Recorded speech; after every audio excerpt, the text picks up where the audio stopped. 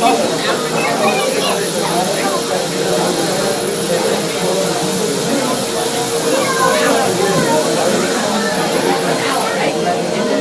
hour to get to my house.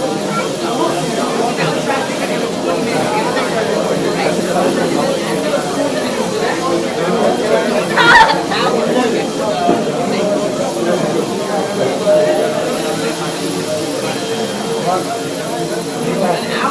57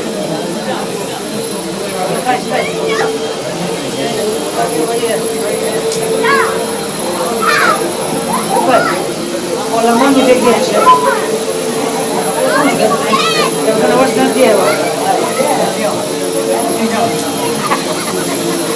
Ma io quali fai? Guarda che volevo. Poi adesso lo cominciamo a spiare.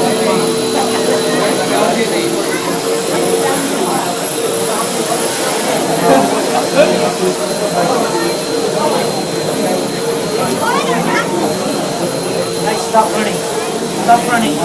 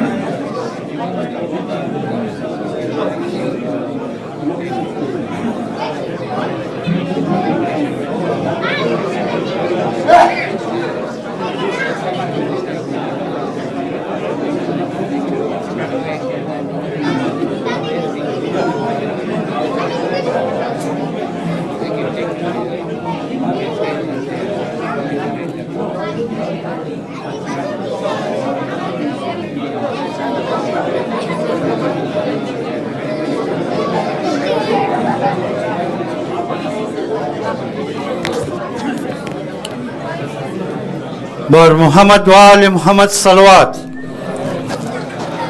أعوذ بالله من الشيطان اللعين الرجيم. بسم الله الرحمن الرحيم. إن الله وملائكته يصلون على النبي يا أيها الذين آمنوا صلوا عليه وسلموا تسليما.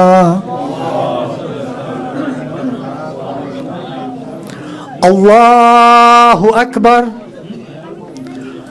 الله أكبر الله أكبر الله أكبر. أشهد أن لا إله إلا الله. أشهد أن لا إله إلا الله. أشهد أن محمدا رسول الله. أشهد أن محمدا رسول الله. أشهد أن أمير المؤمنين وإمام المتقين عليا حجة الله.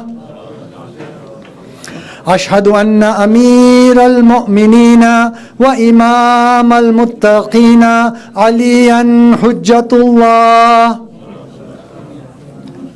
حي على الصلاة حي على الصلاة حي على الفلاح حي على الفلاح حي على خير العمل حي على خير العمل. الله أكبر الله أكبر. لا إله إلا الله لا إله إلا الله. صلوا على محمد وآل محمد.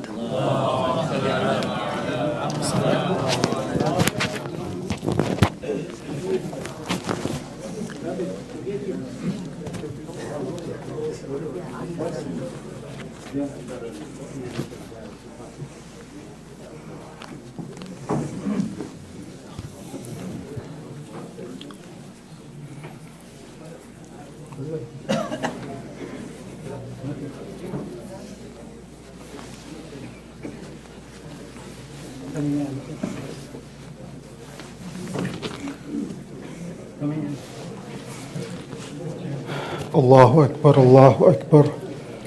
أشهد أن لا إله إلا الله. أشهد أن لا إله إلا الله. أشهد أن محمد رسول الله. أشهد أن محمد رسول الله. أشهد أن عليا ولي الله. أشهد أن عليا وأولاده المعصومين حجج الله. حي على الصلاة حي على الصلاح حي على الفلاح حي على الفلاح حي على خير العمل حي على خير العمل. قد قامت الصلاة قد قامت الصلاة. الله أكبر الله أكبر. لا إله إلا الله. There's a connection for the ladies. Those who wish to participate in Salatul Jamaat may do so. Allahu Akbar. Bismillahir Rahmanir Rahim. Alhamdulillahi Rabbil Alameen. Ar-Rahmanir Rahim. Maliki Yawmiddin.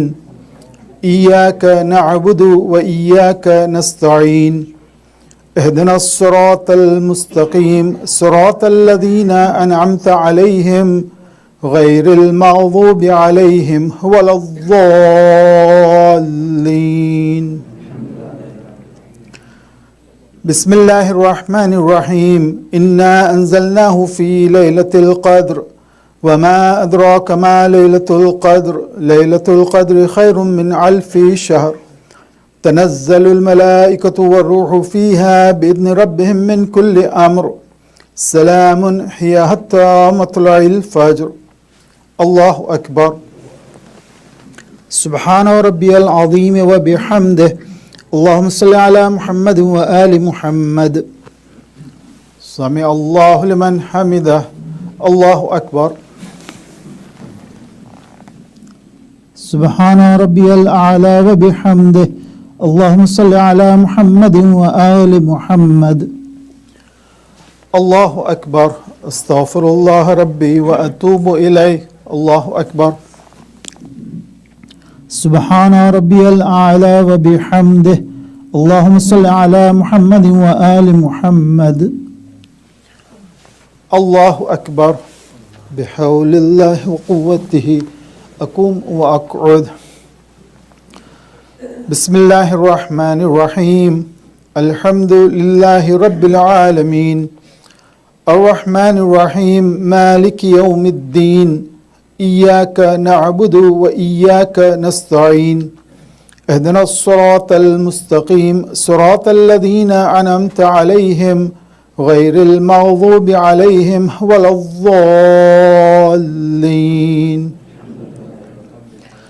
بسم الله الرحمن الرحيم قل هو الله أحد الله الصمد لم يلد ولم يولد ولم يكن له كفوا أحد كذلك الله ربنا الله أكبر اللهم صل على محمد وآل محمد ربنا اغفر لي ولوالدي وللمؤمنين يوم يقوم الحساب رب ارحمهما كما ربياني صغيرا اللهم صل على محمد وآل محمد الله أكبر سبحان ربي العظيم وبحمده اللهم صل على محمد وآل محمد سمع الله لمن حمده الله أكبر سبحان ربي الأعلى وبحمده اللهم صل على محمد وآل محمد الله أكبر أستغفر الله ربي وأتوب إليه الله أكبر سبحان ربي الأعلى وبحمده اللهم صل على محمد وآل محمد الله أكبر الحمد لله أشهد أن لا إله إلا الله وحده لا شريك له وأشهد أن محمدا عبده ورسوله اللهم صل على محمد وآل محمد وتقبل شفاعته في أمته ورفع درجته بحول الله وقوته أقوم وأقعد سبحان الله والحمد لله ولا إله إلا الله الله أكبر سبحان الله والحمد لله ولا إله إلا الله الله أكبر سبحان الله والحمد لله ولا إله إلا الله الله أكبر استغفر الله ربي وأتوب إليه الله أكبر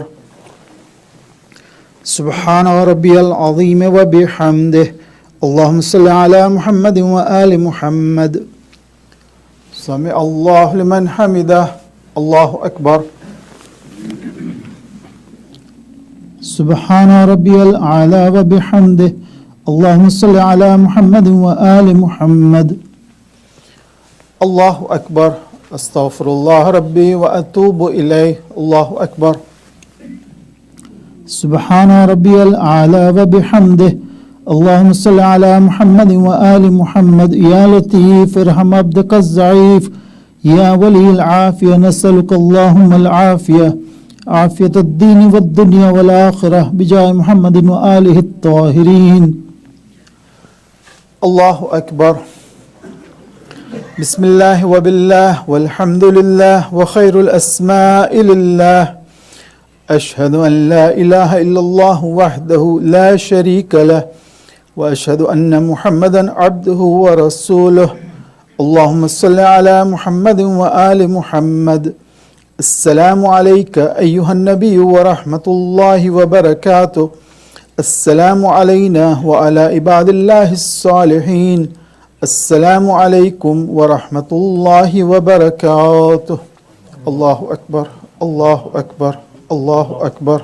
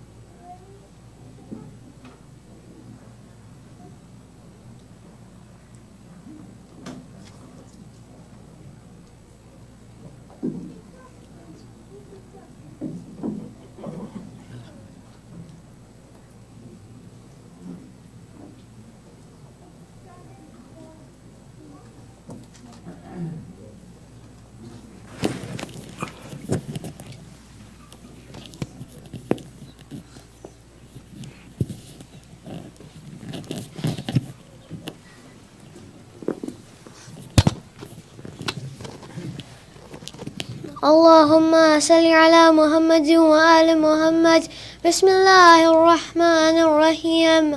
اللهم إني أسألك موجبات رحمتك وعزائم مغفرتك والنجاة من النار ومن كل بلية والفوز بالجنة والرضوان في دار السلام وجوار نبيك محمد عليه وآله السلام. اللهم ما بنا من نعمة فمنك، لا إله إلا أنت، أستغفرك وأتوب إليك. اللهم صل على محمد.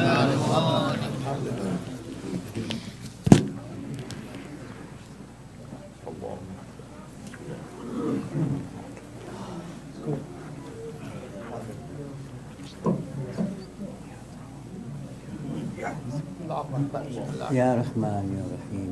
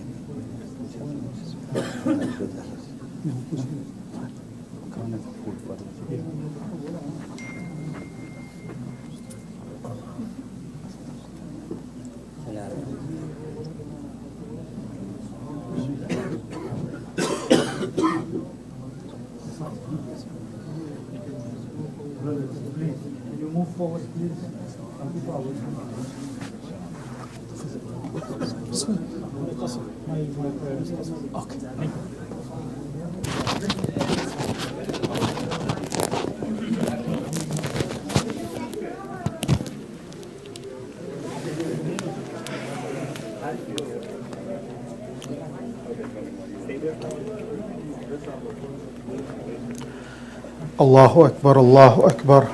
أشهد أن لا إله إلا الله. أشهد أن لا إله إلا الله. أشهد أن محمد رسول الله صلى الله عليه وسلم. أشهد أن محمد رسول الله صلى الله عليه وسلم. أشهد أن عليا ولي الله صلى الله عليه وسلم. أشهد أن عليا وأولاده المعصومين حجج الله صلى الله عليه وسلم.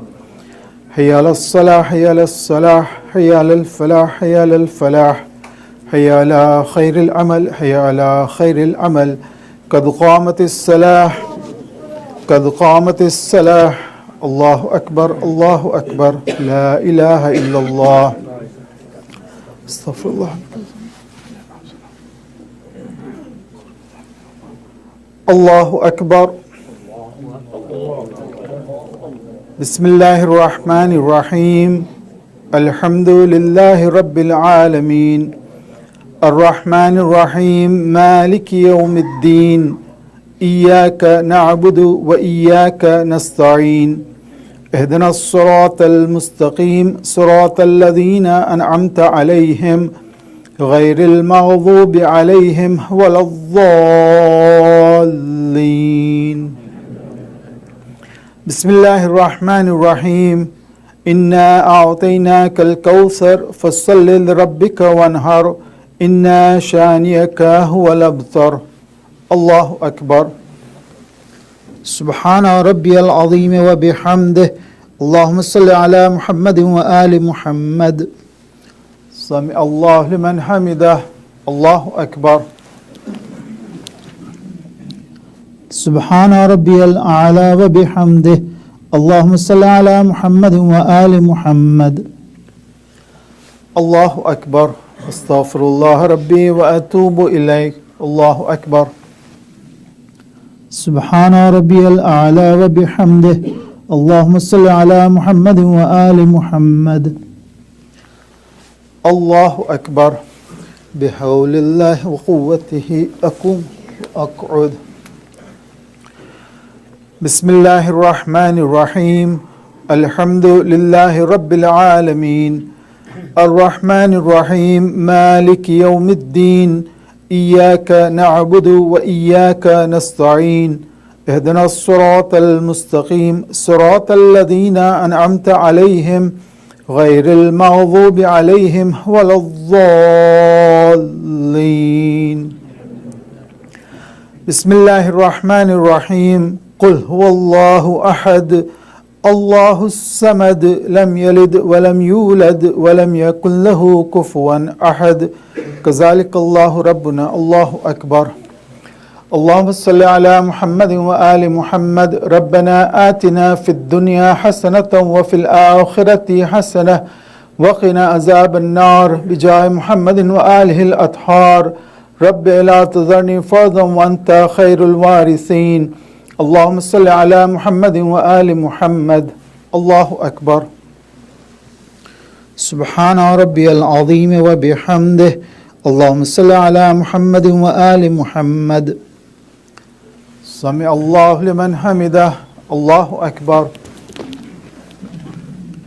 سبحان ربي الأعلى وبحمده اللهم صل على محمد وآل محمد الله أكبر استغفر الله ربي وأتوب إليه الله أكبر سبحان ربي الأعلى وبحمده اللهم صل على محمد وآل محمد الله أكبر الحمد لله أشهد أن لا إله إلا الله وحده لا شريك له وأشهد أن محمدا عبده ورسوله اللهم صل على محمد وآل محمد وتقبل شفاعته في أمته ورفع درجته بحول الله وقوته أقوم وأقعد سبحان الله والحمد لله ولا إله إلا الله الله أكبر سبحان الله والحمد لله ولا إله إلا الله الله أكبر سبحان الله والحمد لله ولا إله إلا الله الله أكبر الله أكبر سبحان ربي العظيم وبحمده اللهم صل على محمد وآل محمد سمع الله لمن حمده الله أكبر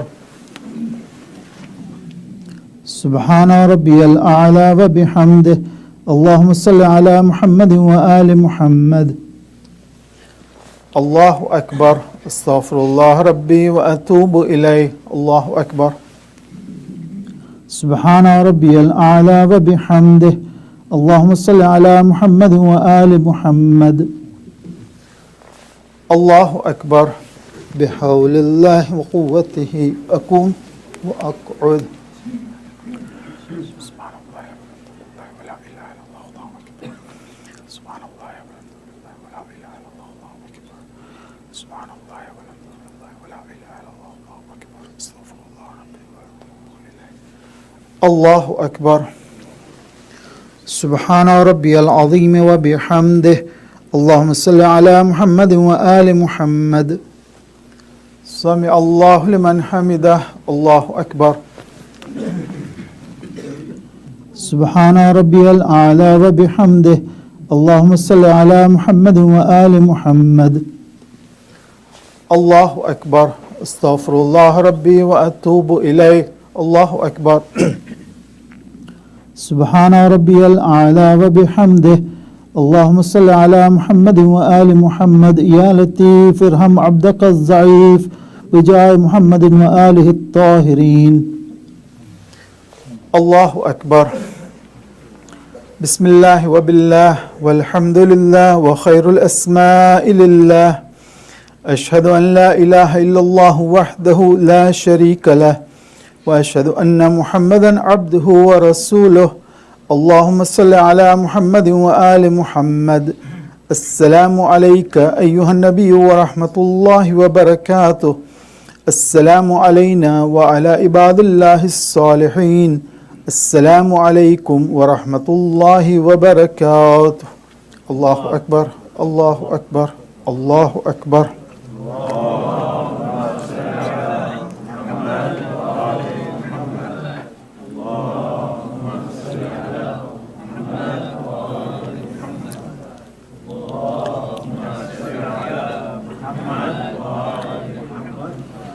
Mu'mineen, let us recite 5 times ayah of Amma Yujib for early recovery of all our brothers and sisters here and throughout the world. Allahumma salli ala Muhammadin wa ali Muhammad. Bismillahir Rahmanir Rahim. Amma yujibul mustarra iza da'ahu wa yakshifu as-su'. Amma yujibul mustarra iza da'ahu wa yakshifu as-su'. أما يجيب المضطر إذا دعاه ويكشف السوء. أما يجيب المضطر إذا دعاه ويكشف السوء. أما يجيب المضطر إذا دعاه ويكشف السوء. اللهم صل على محمد وآل محمد.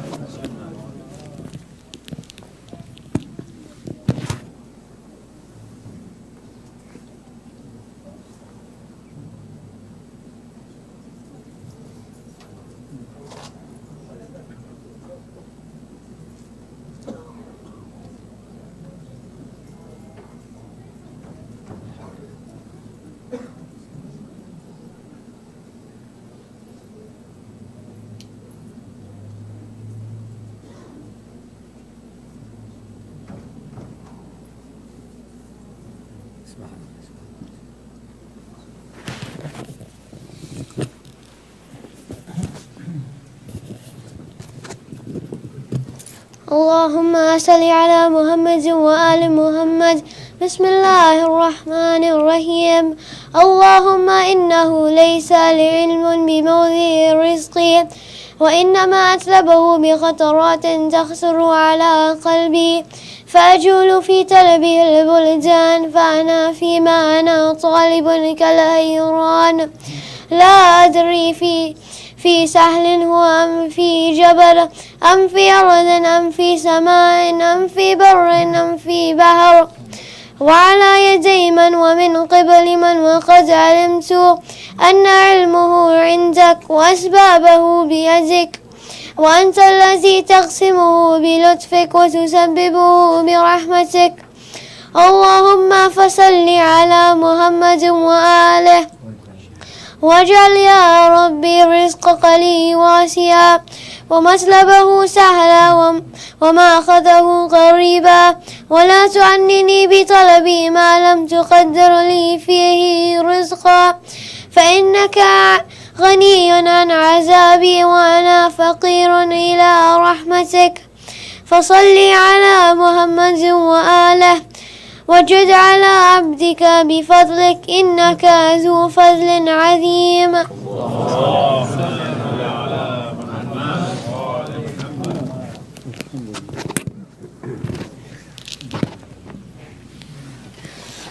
اللهم صل على محمد وآل محمد. بسم الله الرحمن الرحيم. إلهي عظم البلاء وبره الغفاء وانكشف الغطاء وانقطع الرجاء وذاكت الأرض ومنعت السماء وأنت المستعان وإليك المشتكى وعليك المعول في الشدة والرخاء. اللهم صل على محمد وآله أولي الأمر الذين فرضت علينا طاعتهم وعرفتنا بذلك منزلتهم، ففرج عنا بحقهم فرجا عاجلا قريبا كلمه البصر أو هو أقرب. يا محمد يا علي يا علي يا محمد، اكفياني فإنكما كافيان وانصراني فإنكما ناصران. يا مولانا يا ساهب العصر والزمان، الغوث الغوث الغوث، أدركني أدركني أدركني، الساعة الساعة الساعة، العجال العجال العجال. يا أرحم الراحمين بحق محمد وآله الطاهرين.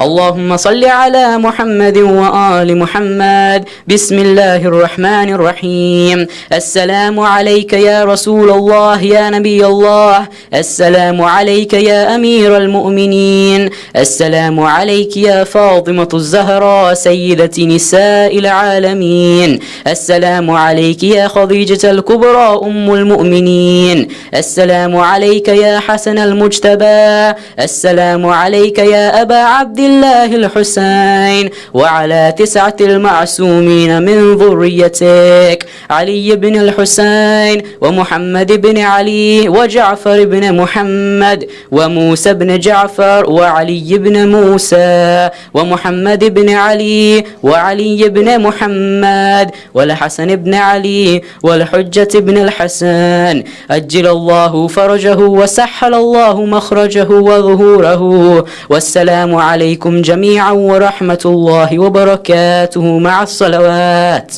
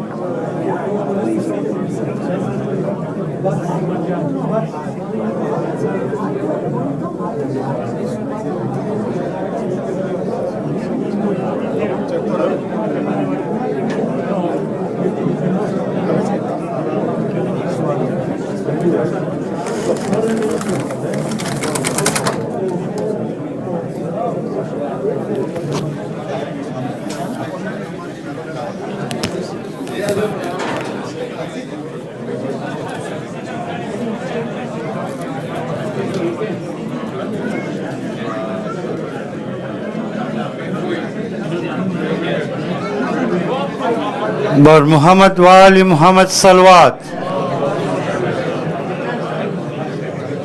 Mu'mineen, you are requested to move forward so all those people standing outside can get some space to stay. Please move forward, please. We have a lot ample room over here.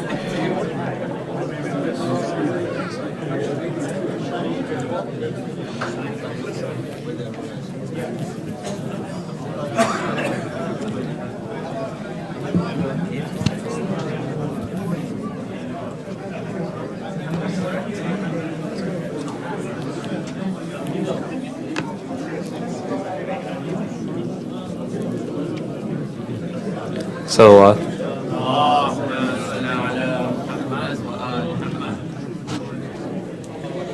خط فاطمہ صغرا نے یہ بابا کو لکھا ہے. خط فاطمہ صغرا نے یہ بابا کو لکھا ہے. بیمار ہوں مرتی ہوں، بیمار ہوں مرتی ہوں، یہ سب تم کو پتہ ہے. خط فاطمہ صغرا نے یہ بابا کو لکھا ہے. جس روز سے دیکھا ہے محرم کا نیا چاند، جس روز سے دیکھا ہے محرم کا نیا چاند، یہ کیسے لکھوں بابا، یہ کیسے لکھوں بابا کہ دل ڈوب گیا ہے. خط فاطمہ صغرا نے یہ بابا کو لکھا ہے. خط فاطمہ صغرا نے یہ بابا کو لکھا ہے. وعدہ تو کیا بابا نبھانے نہیں آئے، وعدہ تو کیا بابا نبھانے نہیں آئے. بیمار سے کس بات پہ، بیمار سے کس بات پہ منہ پھیر لیا ہے. خط فاطمہ صغرا نے یہ بابا کو لکھا ہے. خط فاطمہ صغرا نے یہ بابا کو لکھا ہے. تم جب سے گئے گھر سے یہ گھر قبر ہے میری، تم جب سے گئے گھر سے یہ گھر قبر ہے میری. میں زندہ ہوں ایسے کہ، میں زندہ ہوں ایسے کہ کوئی لاشا پڑا ہے. خط فاطمہ صغرا نے یہ بابا کو لکھا ہے. خط فاطمہ صغرا نے یہ بابا کو لکھا ہے. بابا میرے اصغر کا تو کچھ حال سناؤ، بابا میرے اصغر کا تو کچھ حال سناؤ. اس بے زبان مجھ کو، اس بے زبان مجھ کو کبھی یاد کیا ہے. خط فاطمہ صغرا نے یہ بابا کو لکھا ہے. خط فاطمہ صغرا نے یہ بابا کو لکھا ہے. بابا مجھے دستی ہے یہ تنہائی وطن کی، بابا مجھے دستی ہے یہ تنہائی وطن کی. یہ غر کی اداسی ہے، یہ غر کی اداسی ہے، تو پھر قبر میں کیا ہے. خط فاطمہ صغرا نے یہ بابا کو لکھا ہے، خط فاطمہ صغرا نے یہ بابا کو لکھا ہے، بیمار ہوں مرتی ہوں، بیمار ہوں مرتی ہوں، یہ سب تم کو پتہ ہے. صلوات.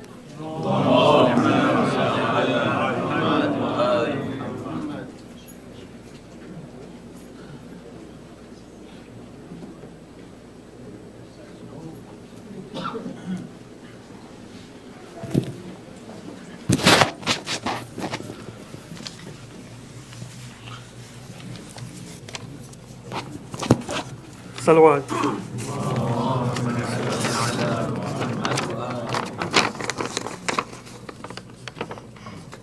حسین الغریب الغریب الحسین شہید شہید شہید الحسین حسین الغریب الغریب الحسین شہید شہید شہید الحسین. سلام ہو تمہیں شہید کربلا، سلام ہو تمہیں قتیل جسا، سلام ہو تمہیں قتیل جفا، سلام ہو تمہیں دین کے پیشوا. حسین الغریب الغریب الحسین شہید شہید شہید الحسین. کٹاک اے گلاک تم نے ثابت کیا، بجا کے یہ دن تم نے ثابت کیا، بجا کے یہ دن تم نے ثابت کیا کہ تم جانشین رسول خدا. حسین الغریب الغریب الحسین شہید شہید شہید الحسین. تمہیں نے بجایا ہے دین خدا، تم ہی ہو ہمارے امام خدا، تم ہی ہو ہمارے امام خدا، تم ہی تو شافی روز جزا. حسین الغریب الغریب الحسین شہید شہید شہید الحسین. ہمیں کربلا میں بلاؤ حسین، ہمیں اپنا روزہ دکھاؤ حسین، ہمیں اپنا روزہ دکھاؤ حسین، بنے ہم بھی آ کر زوار حسین. حسین الغریب الغریب الحسین شہید شہید شہید الحسین. حسین الغریب الغریب الحسین شہید شہید شہید الحسین. نعرہ صلوات.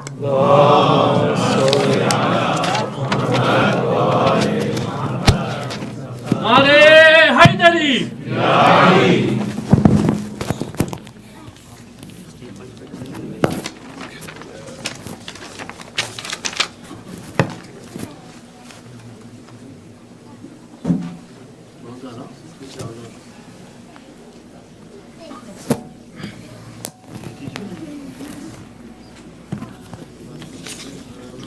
پر محمد وآل محمد صلوات.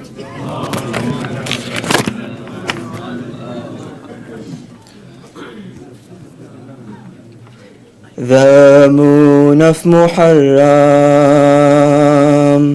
times of sadness have come, the crescent has now arrived, casting gloom on Karbala, casting gloom on Karbala. On the 9th it heard the prayers of those pure souls, fought the rising sun for, perhaps this could be its role. Akber's adhan so clear, this moon filled with fear. How will it possibly arise and see the state of those deer, and see the state of those deer? The moon of Muharram, times of sadness have come. The crescent has now arrived, casting gloom on Karbala, casting gloom on Karbala. It saw the 6-month infant, no water but an arrow. That night it shone its light on Rabab, filled with such sorrow. To see my asghar I crave, I hear nothing but his cries. O son, please do not arise, and with this mother sympathize, and with this mother sympathize. The moon of Muharram, times of sadness have come.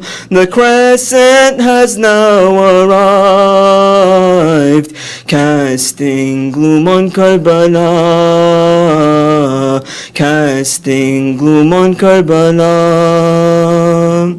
Witnessed it the trampling on Sham-e-Ghariba, saw that night the terror, bodies scattered afar, tents looted and on fire, earrings snatched from Ruqayya. This moon also in such pains, this household bound in chains, this household bound in chains. The moon of Muharram, times of sadness have come. The crescent has now arrived, casting gloom on Karbala, casting gloom on Karbala. Salawat.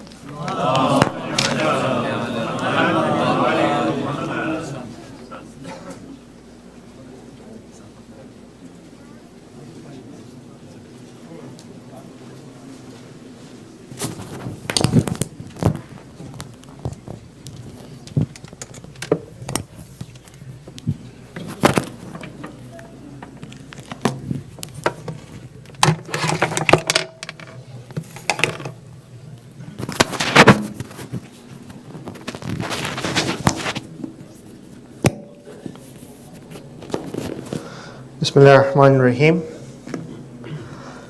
Our speaker for these nights of Azah, Dr. Akber Mithani, Sayyid Kashmiri, my dear elders, brothers and sisters, Assalamu alaikum.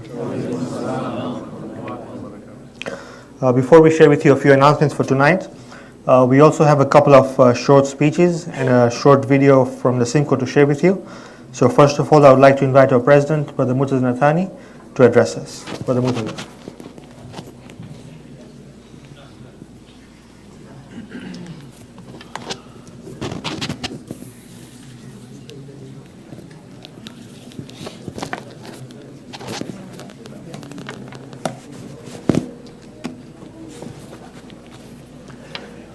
أعوذ بالله من الشيطان الرجيم بسم الله الرحمن الرحيم لا يومك يومك يا أبا عبد الله. There is no day like your day, Ya Aba Abdullah.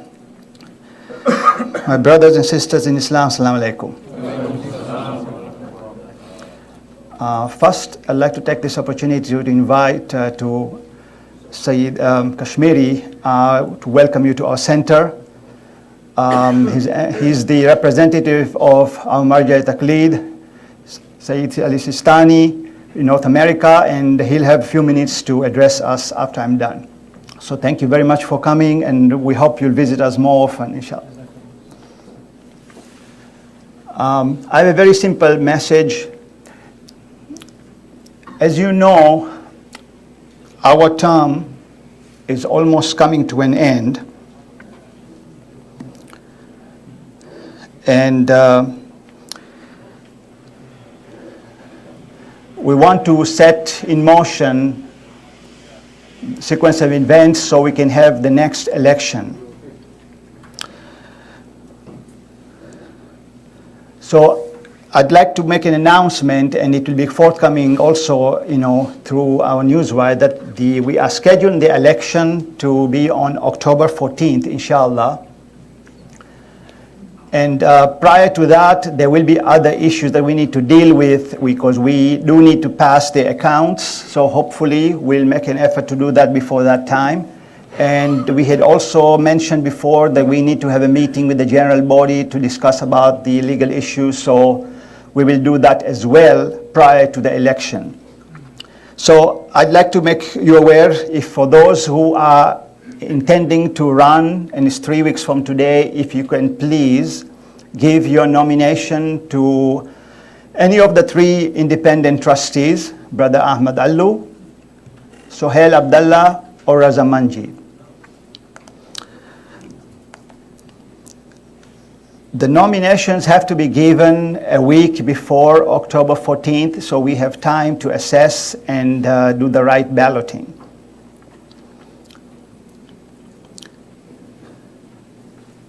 We're also making provision for those who wish to give their proxy as permitted under the Constitution. So if you do, if you can please come here with your witness on October 6th between 9 and 9:30 p.m. The representatives, the trustees will be here to take your proxy. And all this will be in the announcement that goes out. I'd like to take this privilege to thank you for doing what we could for the past few years. Clearly, I wish we would have finished with the job of securing the permit in Hicksville Center, but we hope that work will go on. If there was any shortcoming during our time, I do beg for your forgiveness. We are only human. Wassalamu alaikum wa rahmatullahi wa barakatuh. I'd like to now invite Sayyid Kashmiri to please come and address us.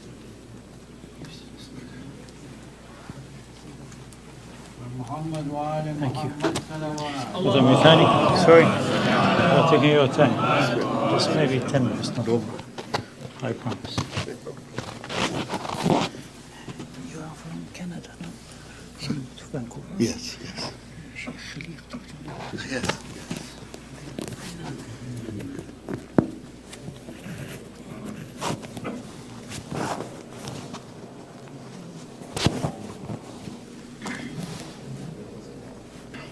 أعوذ بالله من الشيطان الرجيم بسم الله الرحمن الرحيم الحمد لله رب العالمين والصلاة والسلام على أشرف الأنبياء والمرسلين سيدنا وحبيب إله العالمين المسمى في السماء بأحمد وفي الأرضين بأبي القاسم محمد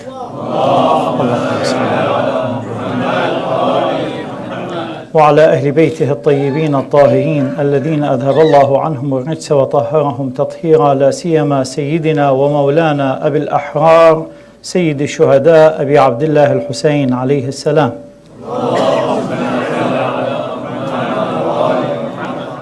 My sincere condolences to all of you mu'mineen, mu'minat, the commemoration of Imam Abi Abdullah al-Hussein. Assalamu ala al-Hussein wa ala Ali ibn al-Hussein وعلى أولاد الحسين وعلى أصحاب الحسين الذين بذلوا مهجهم دون الحسين عليه السلام. Dear brothers, sisters, mu'mineen, mu'minat, assalamu alaikum jami'an wa rahmatullahi wa barakatuh. It's my honor and pleasure to talk to you a few minutes and handle this message or mission on behalf of the Office of Grand Ayatollah Sayyid Sistani, who convey his salam. I would like to convey his salam, greeting and dua for all you brothers, mu'mineen and mu'minat.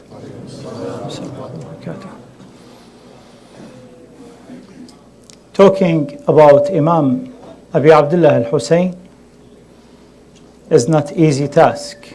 That's why we have member, we have lecturer, we have ulama, we have speakers, and inshallah everyone at capacity can learn, participate, learn and practice the lessons of Ashura, lessons of Ahlul Bayt, lessons of Imam al-Hussein alayhi salam.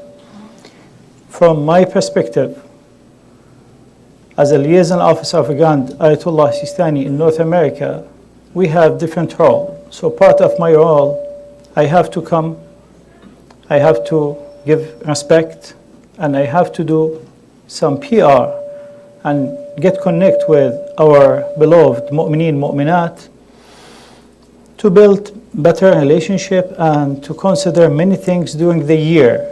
So it is just some important event these days, these nights. We are trying to get in touch.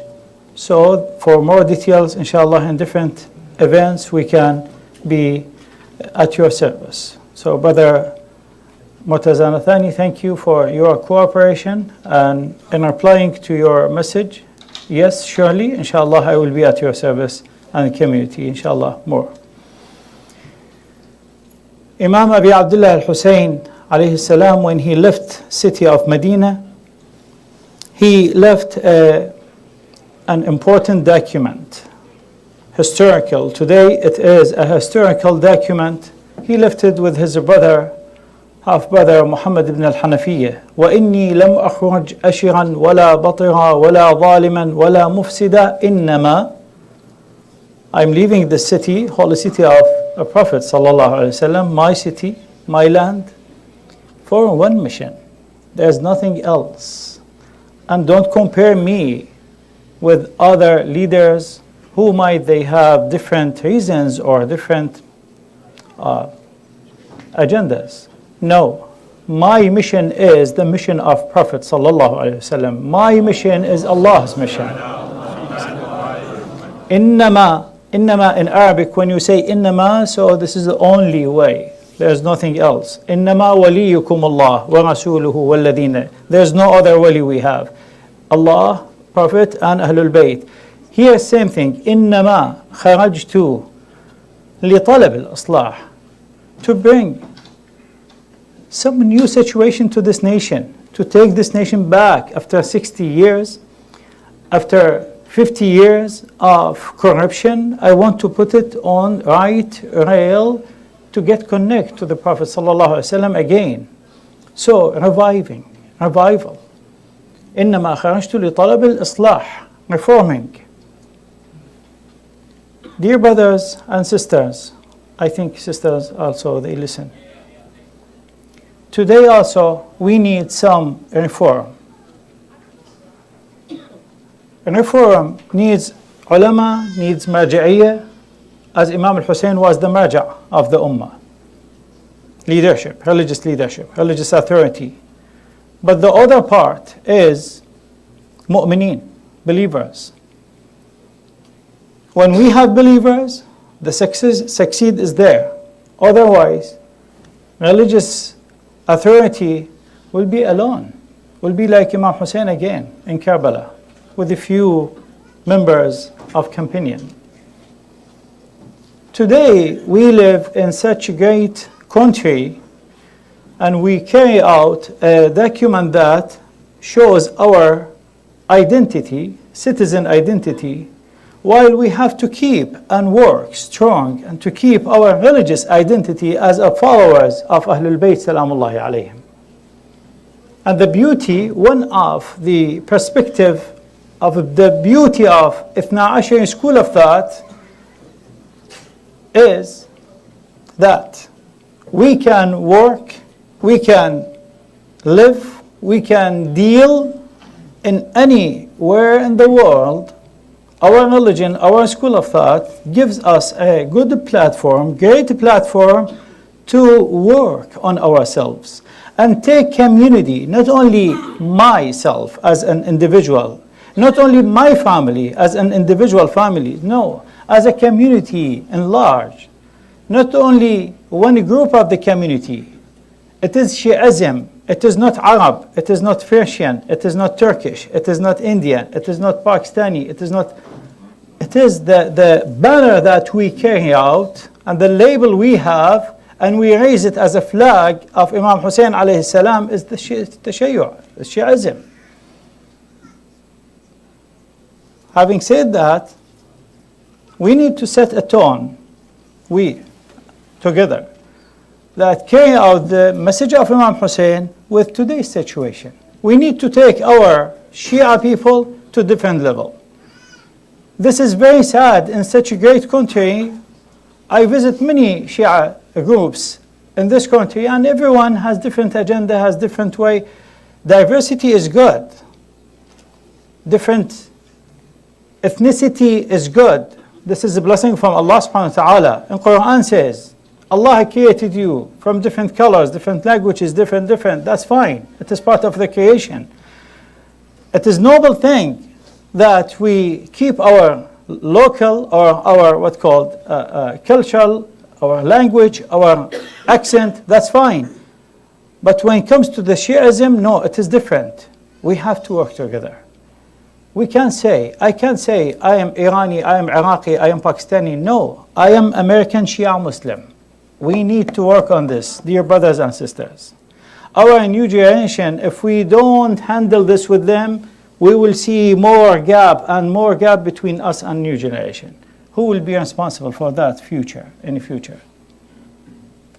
Imam Hussein alayhi salam. 1 year, 2 years, and 3 years before leaving Medina and Mecca to Iraq, he was attending in the Hajj, and in the day of Mina, he was attracting many Shia who were key people in their communities. Part of them were scholars, religious scholars. The other people, no, were experts, were specialists. And he put them on the spot that you have responsibility as well, because community exists and contains of different people, different capacities, different specialties, different expertise, and all that we needed. Here in the United States of America, please, we need your help. Otherwise, Marja'iyya will be alone like Imam Hussein in Karbala. Why we have majlis? Just to be on their path and to do some reform in our life and to be the best. Why not? Why others better than us, while we strongly scream that our religion is the most truth religion. Our school of thought is the best and the right. So we need some other work as well. Reforming in everything. We need experts. We need businessmen, women, and men, both. There's no difference. We need experts in different areas that we can create some platform and we can work on it together and take Tashayyu' in this country to a level that others also they proud of it. And you can do that. And we together can do that. With big bond between Marja'iyya and Mu'mineen, we can make difference. We can make difference. Absolutely. This is our belief, but it needs work. It needs strong aqidah. You know, everyone knows, after the current recent situation in Iraq, and the fatwa of Grand Ayatollah Sayyid Sistani, may Allah prolong his life, against ISIS, that was a big disaster for entire the region in the Middle East, not only in some areas in Iraq or so. With one fatwa, with 2 lines, maybe less than 2 lines, few words, he changed the situation. And today we see the victory. How is it? Brothers and sisters, mu'mineen, mu'minat, today, after this victory, we start hearing some rumors, a new attack, a new statements, a new type of work, new type of hard work against the community. And where? Comes from inside of us. Be careful. Why? You have to follow marja'iyah. What is the reason you have to follow this marja' or that marja'? And we need marja' from this ethnicity or that ethnicity if there is need for that. Be careful. These are poisons that we need to answer on.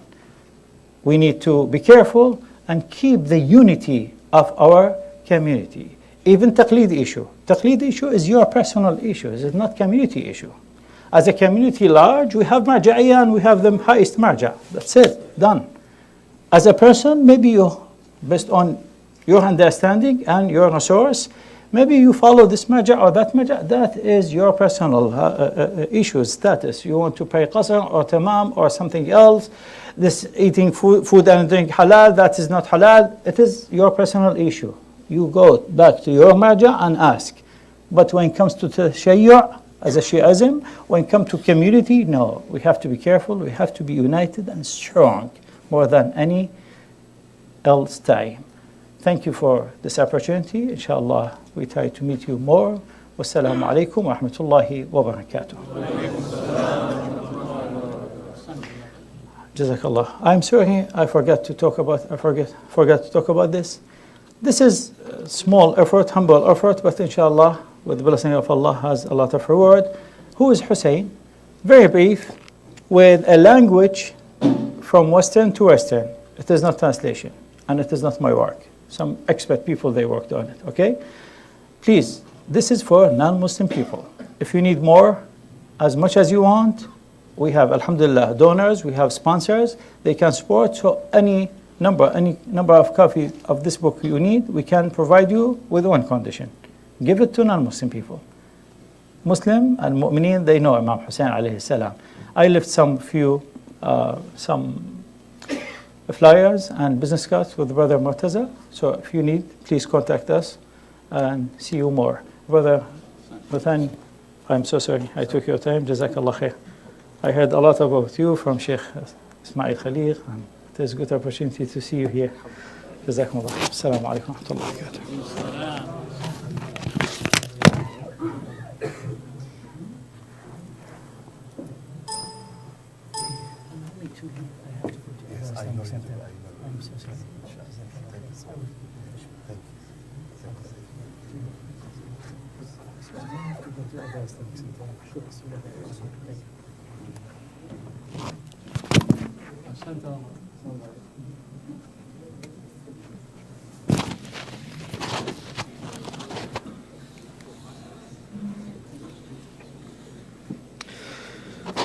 Ahsan Sayyid.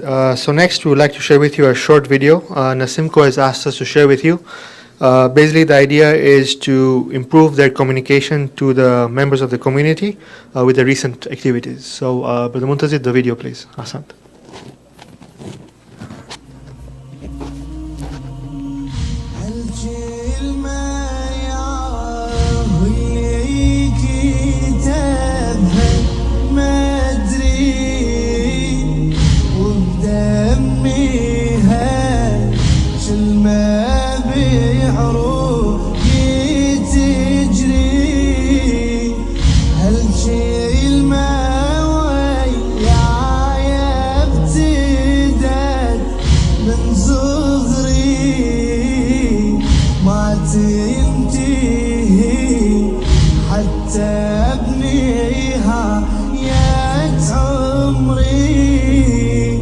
رغم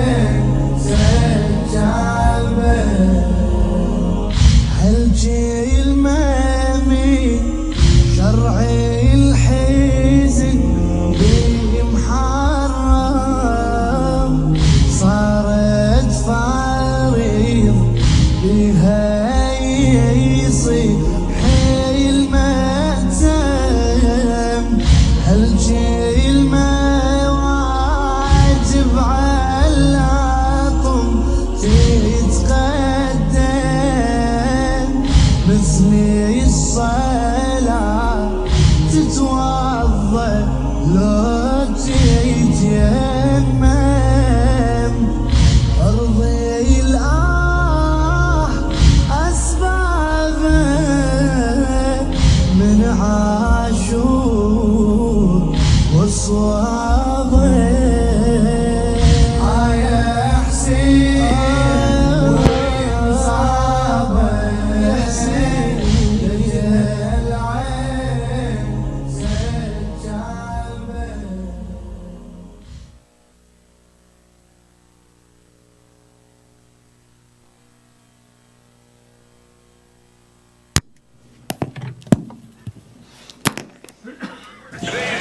Alright guys, prostate cancer is kicking our butts. 1 in 7 men are gonna get it. And 1 in 5 African American men. What are we gonna do about it? Get screened, Coach! Get you're eligible for free screening at prostatepeptalk.com.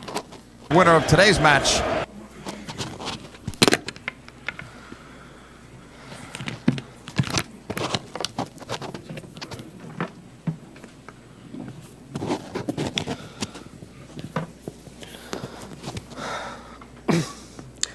Hassan, thank you very much. Just a couple of quick announcements. Of course, we have our sponsorship chart for the month of Muharram and Safar for the Niyaz sponsorships outside. Alhamdulillah, it's starting to fill up. There are still a number of open slots, so please help us to fill those up. Of course, we are requesting a family contribution of $200 per family. Any amount that you can contribute towards the Muharram fund will help us meet our expenses. For our daily programs, please see the email. Inshallah, the ladies program tomorrow will start at 11 a.m. at Mehfil Panjatan in Almond. You are requested to not park on Meacham Avenue and use the parking lot across the street. In the evening tomorrow, inshallah, the program will start at 6 p.m. Tomorrow, Sunday, we'll inshallah have the majlis for ladies and gents at Washington Memorial Cemetery beginning at 11 a.m. Walgreens Pharmacy will be administering free flu shots for those 18 years and older at Sydney on September 30th, 2017 from 6 to 8 p.m. It is a free flu shot, but you are required to bring your insurance cards. For any questions, please contact Sister Sajida Giwala or Sister Sakina Hasham Sharif. Next Thursday, this is a message for the ladies. Next Thursday, after the ladies' majlis and the Zohrain prayers, this will be followed by Amal of Hazrat Abbas alayhi salam. Tonight's Niyaz, Majlis and Sabil is sponsored by SDGNY for all Marhumin, and tonight's Surah Yasin was recited for Ithal Thawab of Marhum Haider Ali Rajbali Darsi, Marhum Amir Ali Rajbali Darsi, and all Marhumin, sponsored by Darsi family. Al-Fatiha.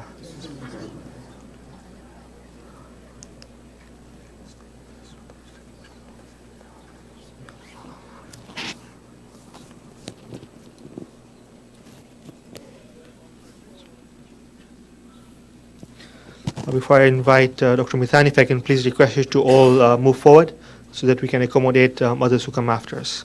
Muhammad wa ali Muhammad salawat.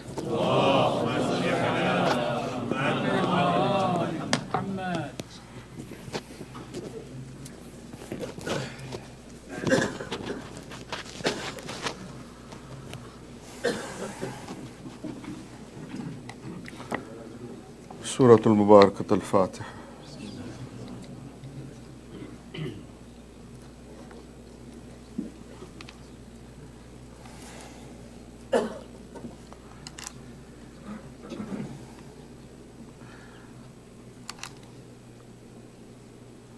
Please also recite one Surah Fatiha for Shafai Mariz, for all those people who are in difficulties, who are going through many challenging times. People, especially the Rohingya Muslims, especially in Burma, people in different countries who are going through oppression and atrocities. Mu'mineen and mu'minat who are gathered here, who have family members who may be sick, who may be ill. You want to remember them especially as well, that may Allah give them shafa, inshaAllah.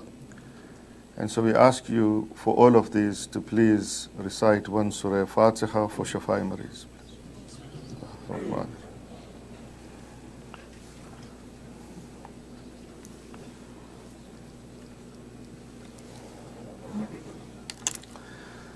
أعوذ بالله من الشيطان الرجيم بسم الله الرحمن الرحيم الحمد لله رب العالمين والصلاة والسلام على أشرف الأنبياء والمرسلين شفيع المذنبين وخاتم النبيين نبينا وشفينا وحبيب قلوبنا وطبيب نفوسنا أبي القاسم محمد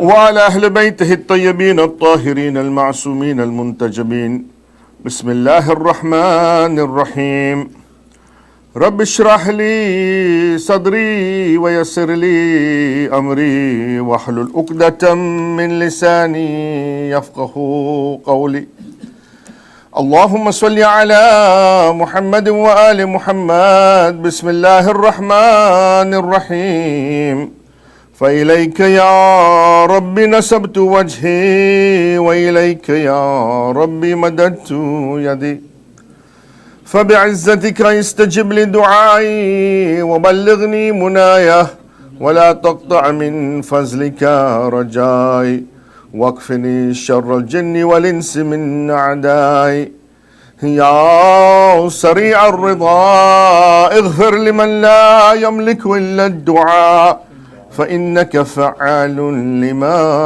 تشاء يا من اسمه دواء وذكره شفاء وطاعته غنى ارحم من رأس ماله الرجاء وسلاؤه البقاء يا سابغ النعم يا دافع النقام يا نور المستوحشين في الظلم يا عالما لا يعلم صل على محمد وآل محمد وافعل بي ما أنت أهل وصلى الله على رسوله والأئمة الميامين من آله وسلم تسليما كثيرا كثيرا.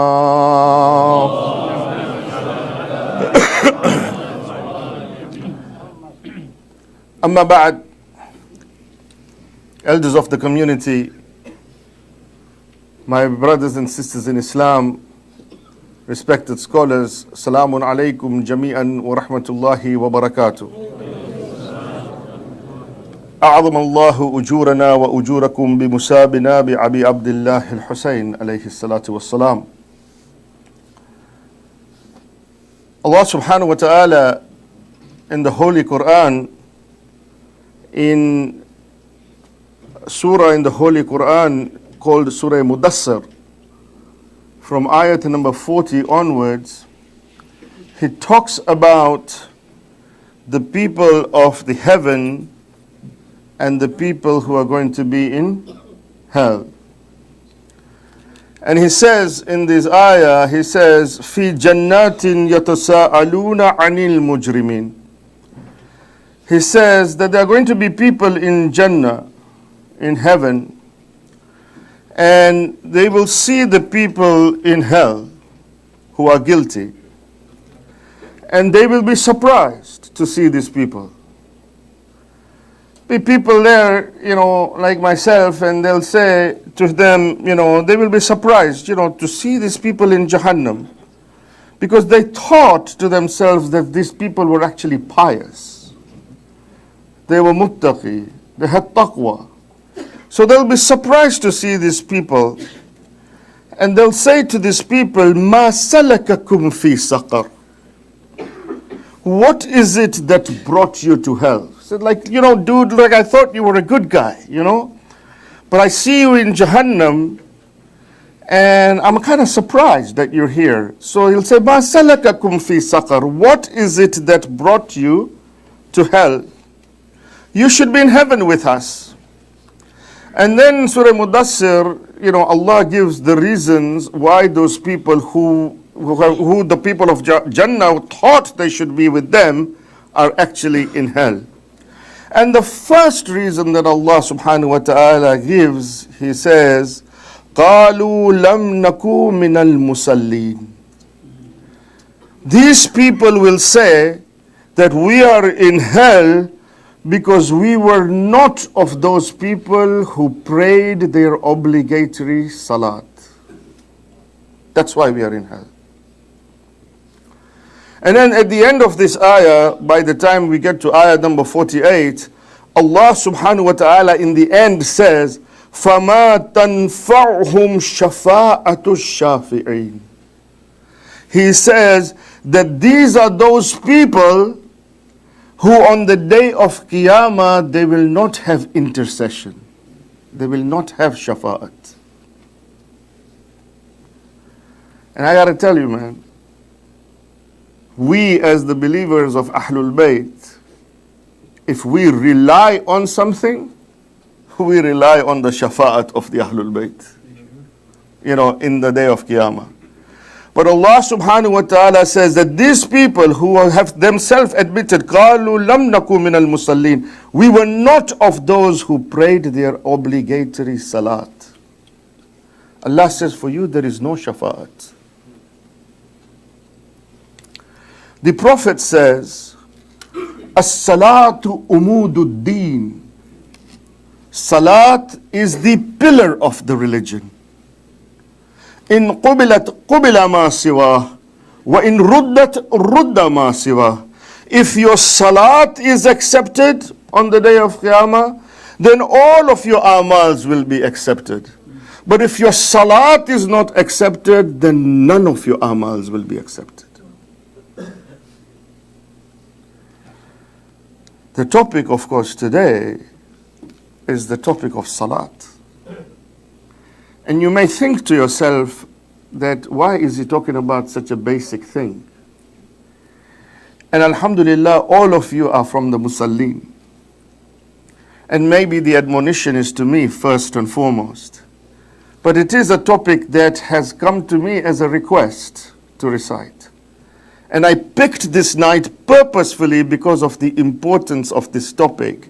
And I know that on the Saturday night, there will be a lot of youth probably present tonight, because it's a holiday tomorrow. Our sixth Imam, Imam Ja'far as-Sadiq, salawatullahi wa salamu alayhi. One man came to the sixth Imam, and he says, Yabna Rasulullah, Ayyul amal awwalu ba'da al-ma'rifah. Which is the best amal? Which is the best deed that one can carry out after one has iman, after one has ma'rifah of Allah subhanahu wa ta'ala? And the Imam said, as-salah. It is salat or namaz that is the best deed. Then the Imam says, وَلِيَ آخِرِ وَسَايَ الْأَنْبِيَا. He says all the prophets, look at what the Imam is saying. He's saying all the prophets, their final wasiyah was that you perform salah. Once, Amir al-Mu'mineen, Ali ibn Abi Talib, salawatullahi wa salamu alayhi,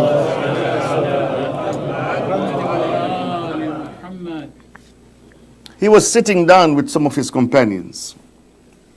They were sitting down, they were having a chat, they were chilling, they were talking, right?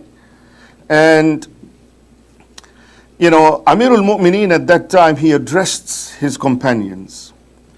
And he says to his companions that, oh my companions, tell me, which ayah in the Holy Quran gives you the most hope? Which ayah in the, this Amir al-Mu'mineen asking his ashab, his companions, which ayah in the Holy Quran gives you the most hope? So a group stands up and they say, it is the ayah of Surah An-Nisa. And I'm not going to mention the Arabic because my time is limited.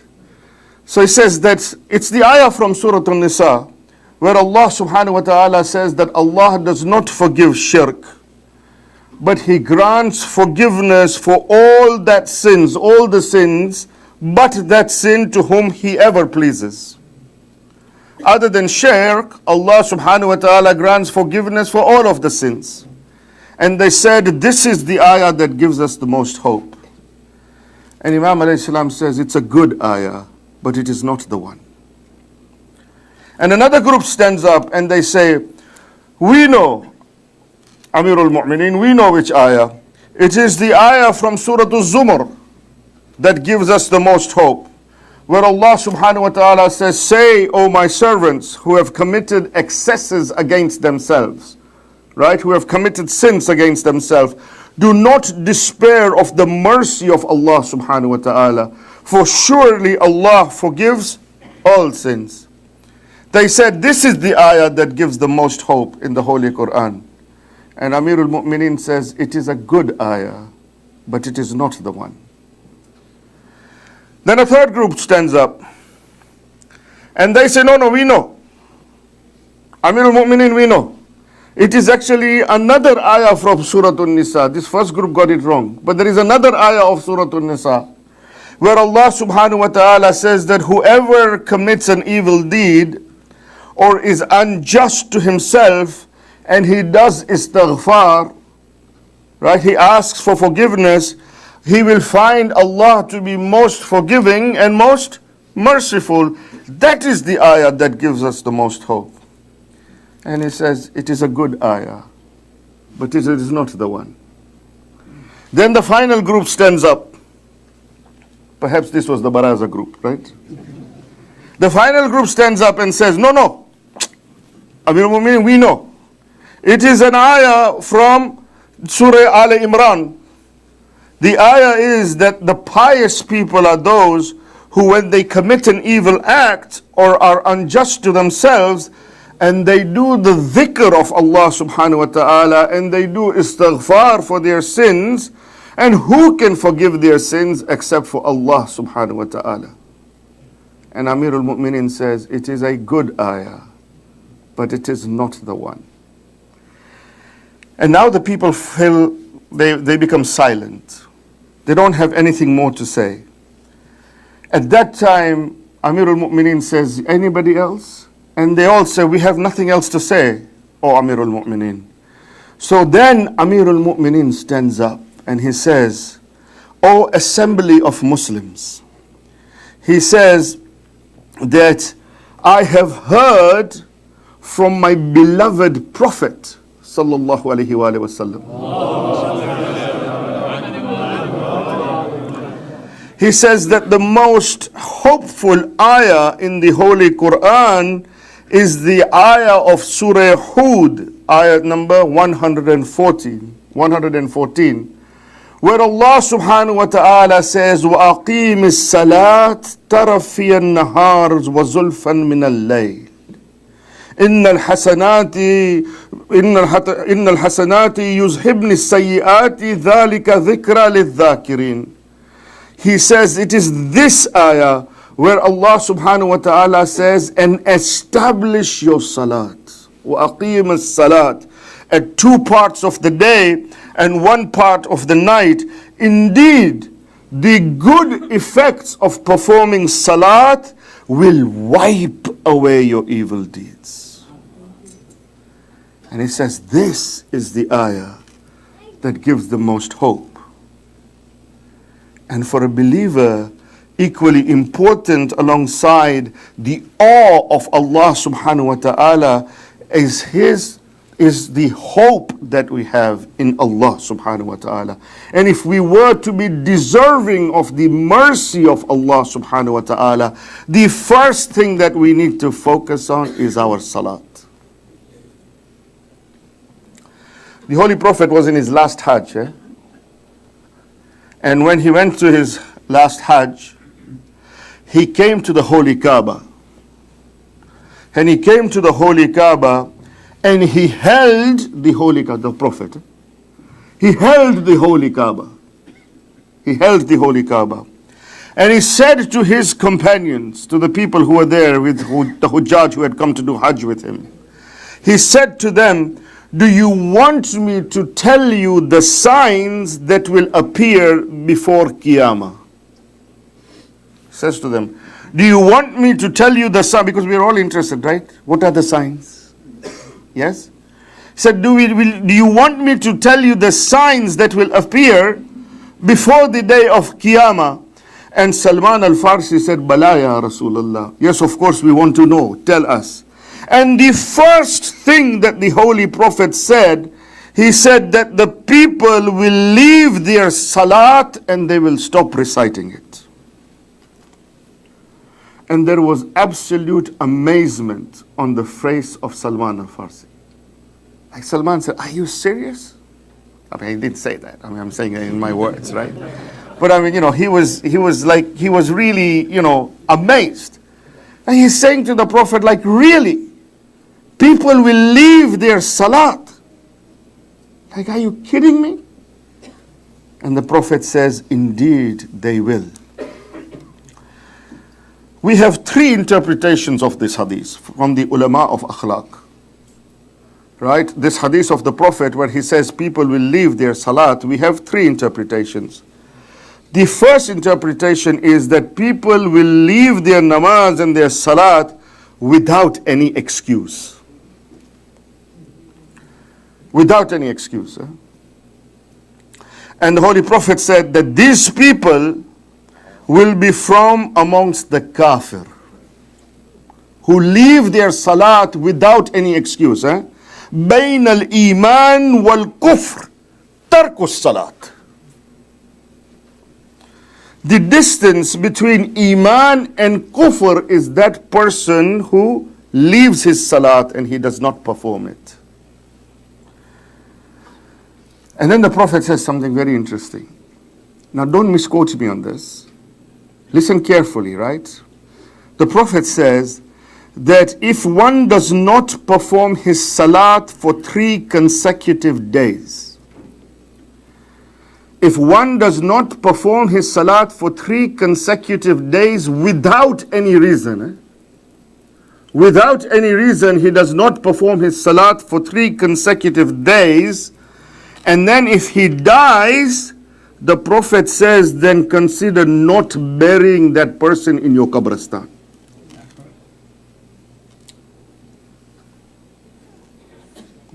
And once the 6th Imam, Imam Jafar Sadiq, salawatullahi wa salamu alayhi, he was asked, why is it that an adulterer, a person who commits adultery, is not considered amongst the kafir, but a person who doesn't pray salat is considered from amongst the kafir? And the reply that the 6th Imam gives, he says that the one who commits adultery, he does so because of his own illegitimate base desires. But the one who does not pray salat, he does not pray salat because he does not consider it something important. It's not based on his base desires. He just does not consider it important. The second interpretation of this hadith is people will recite their salat but not on time. They will make it qada. And we say this, right? Qaza kem rakhi chhe? Allah qaza kem rakhi chhe? To eમાં શું છે કમ કઝા થઈ ગઈ તો કઝા થઈ ગઈ. You see, this is the attitude sometimes that we have. This happens when your heart becomes impure. The heart is impure and there is no iman. The relationship with Allah has not reached that perfection, and the light of illumination and purification of the heart has not become active in any way. We are very good at giving other things importance other than Allah subhanahu wa ta'ala, right? In our work, we appreciate each other's time. In our schools and universities, we appreciate each other's time, right? If your subject or your class is starting at a certain time, you want to be sure that you're there on time. If you're starting your work, you want to be sure you're on time, because if you don't, you'll get punished. You may lose your job. For everything we give its due time. When it comes to the blessings of Allah subhanahu wa ta'ala and the ni'mat of Allah subhanahu wa ta'ala, we don't have time. Half an hour a day, we are not prepared to give him. Half an hour. He says 23 and a half hours is yours. Give me half an hour, we are not prepared. We are watching television, and we are watching a match. And the time of Salat comes, right? And if you're watching a Man United match, you're wasting your time anyway, standby, right? But if you're watching a real match, right? And the time of Salat comes, match khalas nahi ja se pachi parsu. Right? You're on Twitter, and you're on Facebook, and you're on WhatsApping, and you're Instagramming and everything. The time of Salat comes, let me finish this YouTube, then I will recite Salat. And it doesn't spare the seniors as well, the older folks, right? Because they are watching dramas. Ye hai muhabbat, right? Ishita bhalla. You know, all of these things come, right? Salat time comes. No, pachi, we will pray afterwards. You know, both times. Half an hour we are not wanting to give Allah subhanahu wa ta'ala. Who are we trying to cheat? Who are we trying to cheat? You know, I was in Hajj once, and we were having this discussion, you know, in Mina, actually. And one guy said to me, you know, he said, like, you guys, you know, who do the lectures and speak, you guys are really unreasonable, you know. You know, he was starting to rationalize, you know, haram and halal. And he said to me, you know, he said, look, like, you know, be reasonable. Allah has given you time, 1 o'clock until 7 o'clock for Zohar. I recite my Salat 6:50, Zohar Asr, and then with the same wuzu finish and go straight into Maghrib Isha. What's the problem? Say, why are you making life so difficult for us? You know, and I said to him, you know, I'll tell you something. It depends on how much you love Allah subhanahu wa ta'ala. It is all about what is your attachment to Allah subhanahu wa ta'ala. You know, I said if you were truly in love with Allah subhanahu wa ta'ala, then you would be waiting for that time when you were able to communicate with your beloved. Right? I'll tell you, alhamdulillah, because my wife is not here, so I can tell you the story. I hope she's not listening on the internet. In my days, you know, when I was getting married, there was no internet and FaceTime and all of those things. We had to use the telephone, you know, and there were no cell phones either. You had to call the landline. Think about that, Right? So she was in Karachi, and I was in Vancouver, 12-hour difference.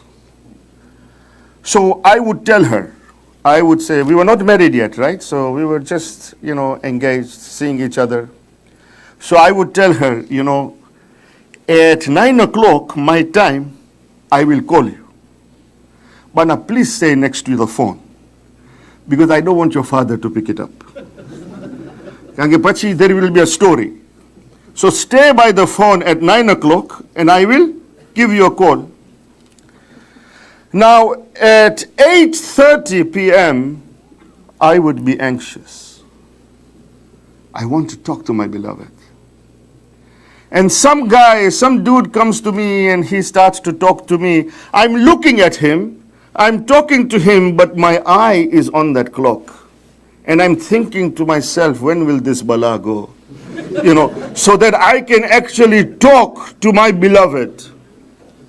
Right? And as soon as I try and cut it short, and I give him some answers and I cut it short because I want to talk to my beloved. 9 o'clock comes, boom, I'm on the phone, and she picks it up. Alhamdulillah. That is because I am going to talk to my beloved. I am eagerly yearning for that communication with my beloved. We don't have that love with Allah subhanahu wa ta'ala that we would communicate, we would anticipate and yearn for Him, that when will the salat come so that I can talk to Him. Don't have it.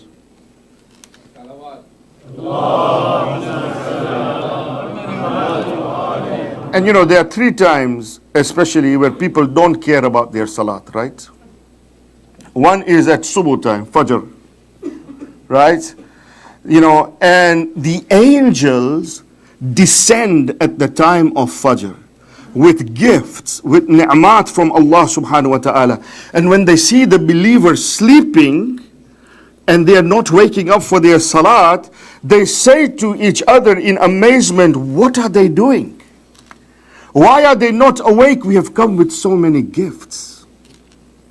And then we say, Barkat nathi. Garma barkat nathi. The other time that we leave salat is when we are on a journey. Like in Swahili, what do we say? Safiri kafiri. Right? That's what we say in Swahili, right? You know, you are traveling and you want to have to recite salat, but I have seen this with my eyes. People are going for ziyarat. They're on the aeroplane, and the time for salat, haram ma parsu. Gekali salat, haram ma parsu. And now there are ways, I understand, it's not easy to recite salat in this day and age on the aeroplane. It's not easy. Right? It's not easy. But there are ways you can recite it where you can be discreet and recite salat. But recite. But still recite. And the third thing is sometimes when we are sick, we forget salat. And I don't mean sick as in really ill. I mean there is a small minor illness or a little bit of a cold or a headache. Oh, yeah, I'm too sick. I cannot recite.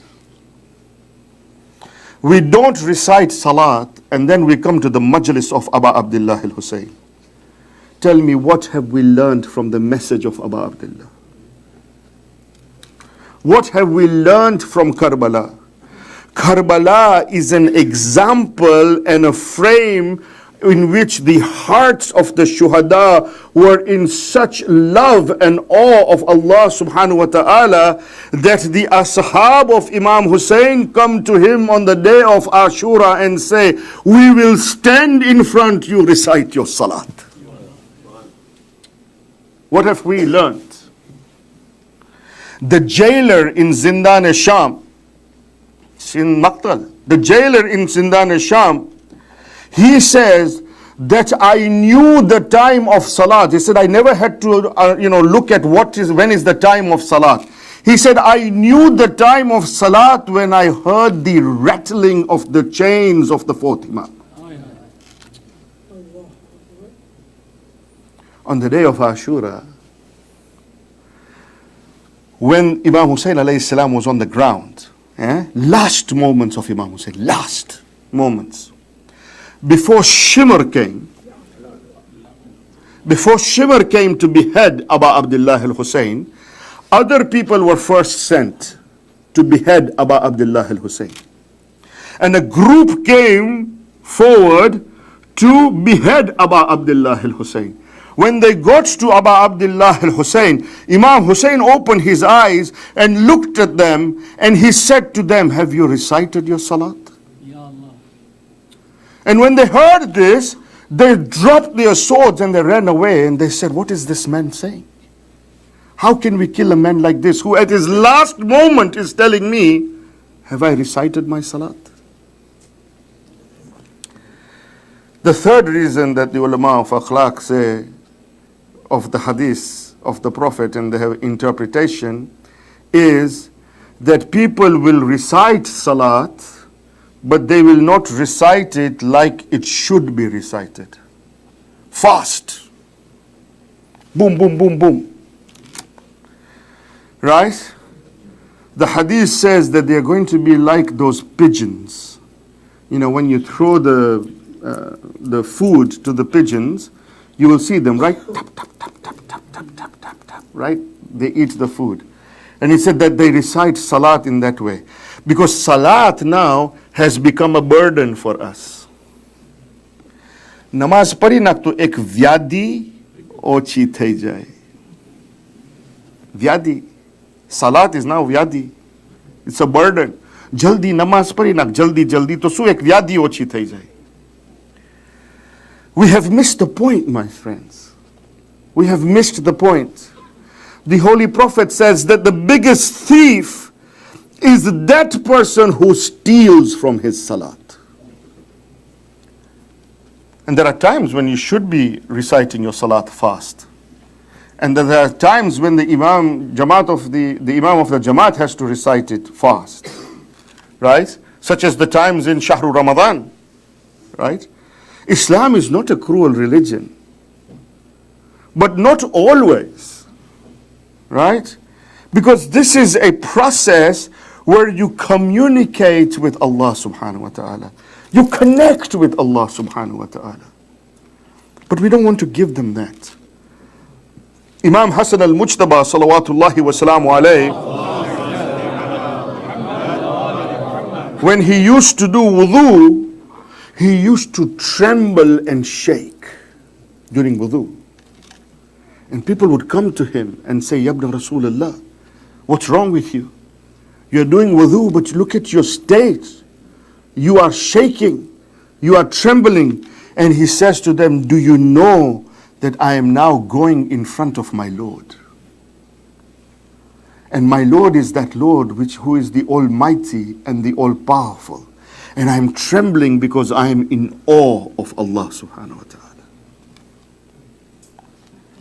And this is why the Prophet, when he was asked, why are we praying 5 times a day? Don't worry, man. We're not the only one who asked these questions, right? The Prophet has already been asked about it. But why 5 times a day? Maybe let's do it once a day at the end of the day, right? The Prophet says that this is a process of constant purification for you. Constant purification. Why? Because salat stops you from behayai. It's a constant state of purification for you. Amir al-Mu'mineen, Ali ibn Abi Talib, salawatullahi wa salamu alayhi, he was in the battle of Siffin. In the middle of the battle, in the battle of Siffin. And he's fighting in the battle of Siffin. At one point, Amir al-Mu'mineen stops and he is looking at the sky.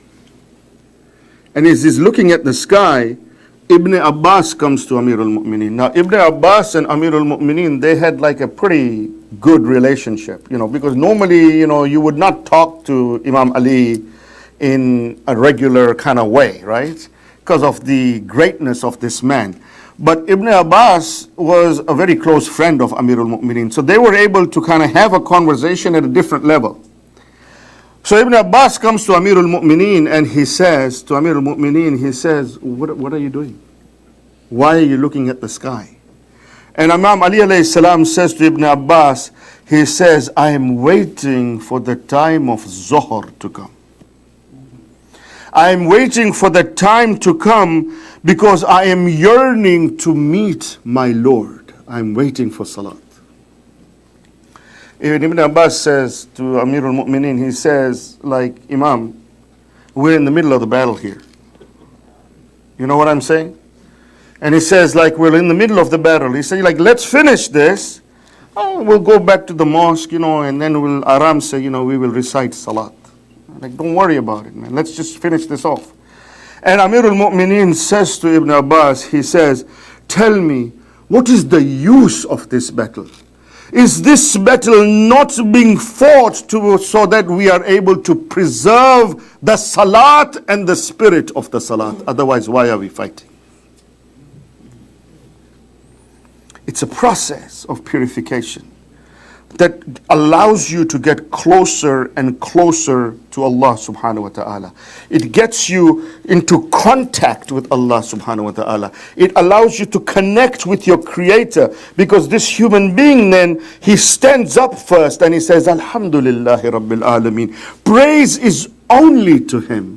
There is no one else worthy of praise, O Allah, other than you. You are the only person who is worthy of praise, because you are the Lord of the worlds. And He's getting closer. It means that everything I have is just given by you. That is why I am praising you. You are worthy of being praised. Then he says, Ar-Rahmanur Rahim. You are the most beneficent. You are the most merciful. Your mercy pours down on me 24/7. The only problem is my heart does not have the capacity to take in that abundance, mercy and grace that you are showering upon me 24/7. And then it says, Maliki Yawmiddin. You are the master of this world and you are the master of the hereafter. Now the person is getting so close to Allah subhanahu wa ta'ala that he says, Iyyaka na'budu wa iyyaka nasta'in. In only you do I worship and it is only you from whom I ask. He is so close now that he gets to that level of tawheed where he says there is nothing else in this world except you, O Allah. Look at the process of how this salat is getting you closer and closer. The sixth Imam, used to recite Iyyaka na'budu wa iyyaka nasta'in in his mustahab salat, sometimes 100 times. In his mustahab salat. And somebody came to the sixth Imam and he said, why did you recite this 100 times? And the Imam says, this is such a beautiful ayah that I don't feel like moving forward. I'm stuck at this place. Because it's such a beautiful ayah. Ayatollah Jawadi Amuli, he has done a tafsir of Iyyaka na'budu wa iyyaka nasta'in in a whole book. He comes closer and closer. Then he bows halfway. He's so close, he bows halfway. Allah says to him, come even closer to me. He stands up and he goes into sajda. When he goes into sajda, he realizes that the closest that I can get to Allah subhanahu wa ta'ala is in sajda. He has allowed me to go in sajda because he has heard my plea. It's the closest you can be to Allah subhanahu wa ta'ala. The closest to Allah is sajda. The mi'raj of a mu'min is salat, right? The Prophet says, right? As-salatu mi'raj al-mu'min. It is the mi'raj of a believer. The mi'raj of salat is sajda. The mi'raj of salat is sajda. Now, if you want to understand something, if the mi'raj of a mu'min is salat, the mi'raj of salat is sajda. What is the mi'raj of sajda? It has to be the sajda of the Holy Prophet. Yes? The sajda of the Holy Prophet has to be the mi'raj of sajda. Now understand the level and the greatness of Aba Abdullah al-Hussein.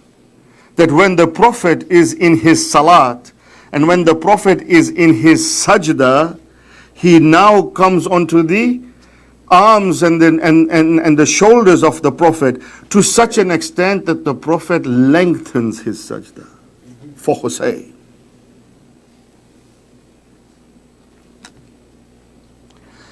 The Prophet says, O Abu Dhar, 2 rakats of salah in contemplation are better than spending the whole night with an inattentive heart. It's better than spending the whole night in worship with an inattentive heart. Just 2 rakat in with contemplation. And that's why in Surah Mu'minun, Allah subhanahu wa ta'ala says, قَدْ أَفْلَهَ الْمُؤْمِنُونَ الَّذِينَ هُمْ صَلَاتُهُمْ خَاشِعُونَ. So in Surah Mu'minun, Allah subhanahu wa ta'ala says that it is not just enough to have observance of the prayer, but it is important for you, if you want to be a mu'min, if you want to know the sign of a mu'min is that person who recites his salat, who establishes his salat, but he has humbleness in his salat. He is humble in his salat. It's a quality of a mu'min. And humbleness has many, many different meanings. But one of the things with humbleness, the gist of khushu, the gist of humbleness in salat is that when you are there, you are in awe of Allah subhanahu wa ta'ala. You understand who it is that you are standing in front of. There is a level of embarrassment in your heart where you are thinking to yourself that have I committed something that is going to make me embarrassed to stand in front of my Lord. But at the same time, you have love and affection and yearning for Allah subhanahu wa ta'ala. And you know that through this process you will become an even better person. Ayatollah Khomeini, he used to say that when you go into sajda, your first sajda that you do, right? And then you sit up after your first sajda. The first sajda that you do, the state that you're in your first sajda, and you sit up from that sajda, you should be a different person.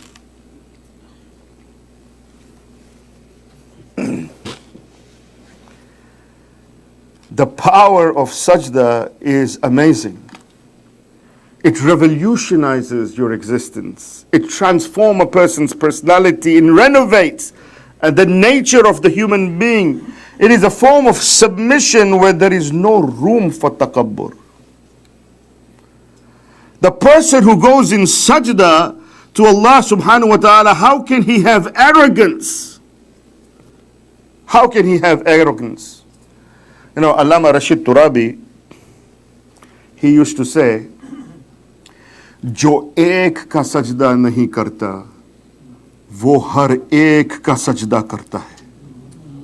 Allahu Akbar. Look at the depth of this human being. Allama Rashid Turabi. जो एक का सजदा नहीं करता वो हर एक का सजदा करता है. अल्लाह ने तुझे पेशानी दी है और बुलंद दी है ताकि तू झुक, लेकिन उसके सामने झुक जिसने तुझे पेशानी दी.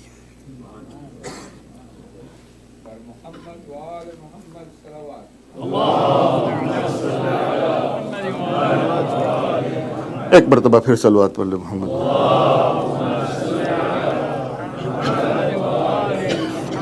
I got into Urdu there without even knowing.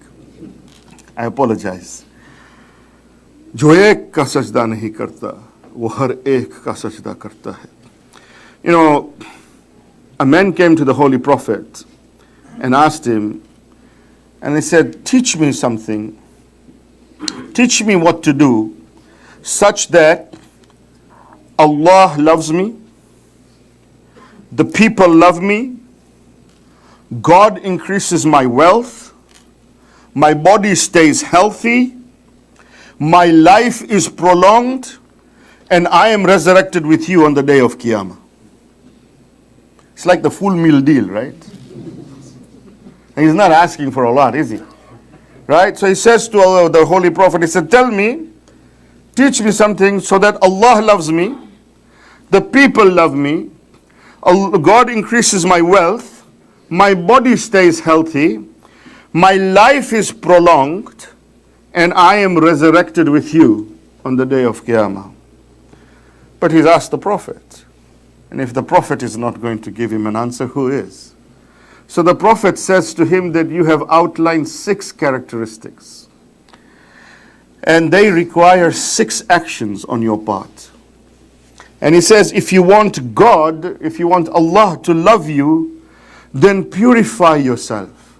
Purify your nafs and your aql and your akhlaq, so that you may become a muttaqi, so that you may attain piety and consciousness and awareness of Allah subhanahu wa ta'ala.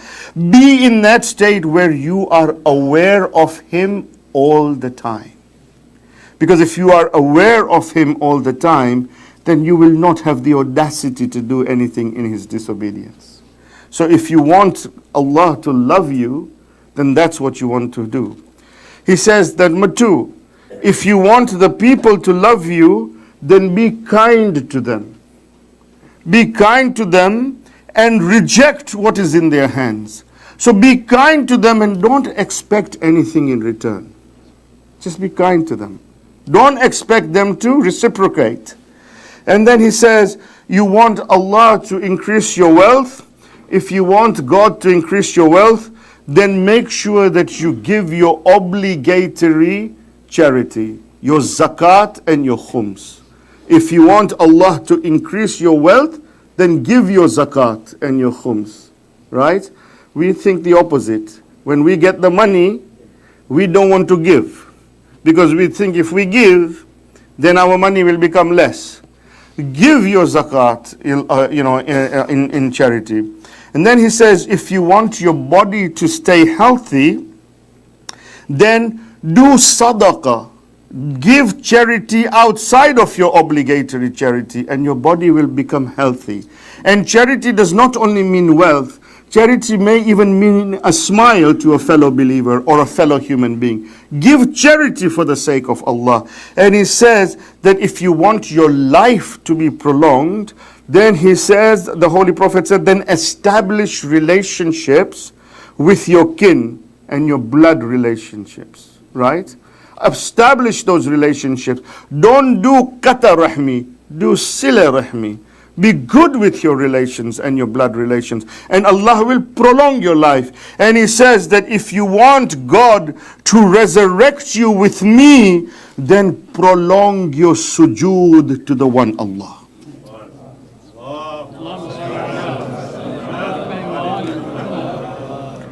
Prolong your sujood, and you will be resurrected with me.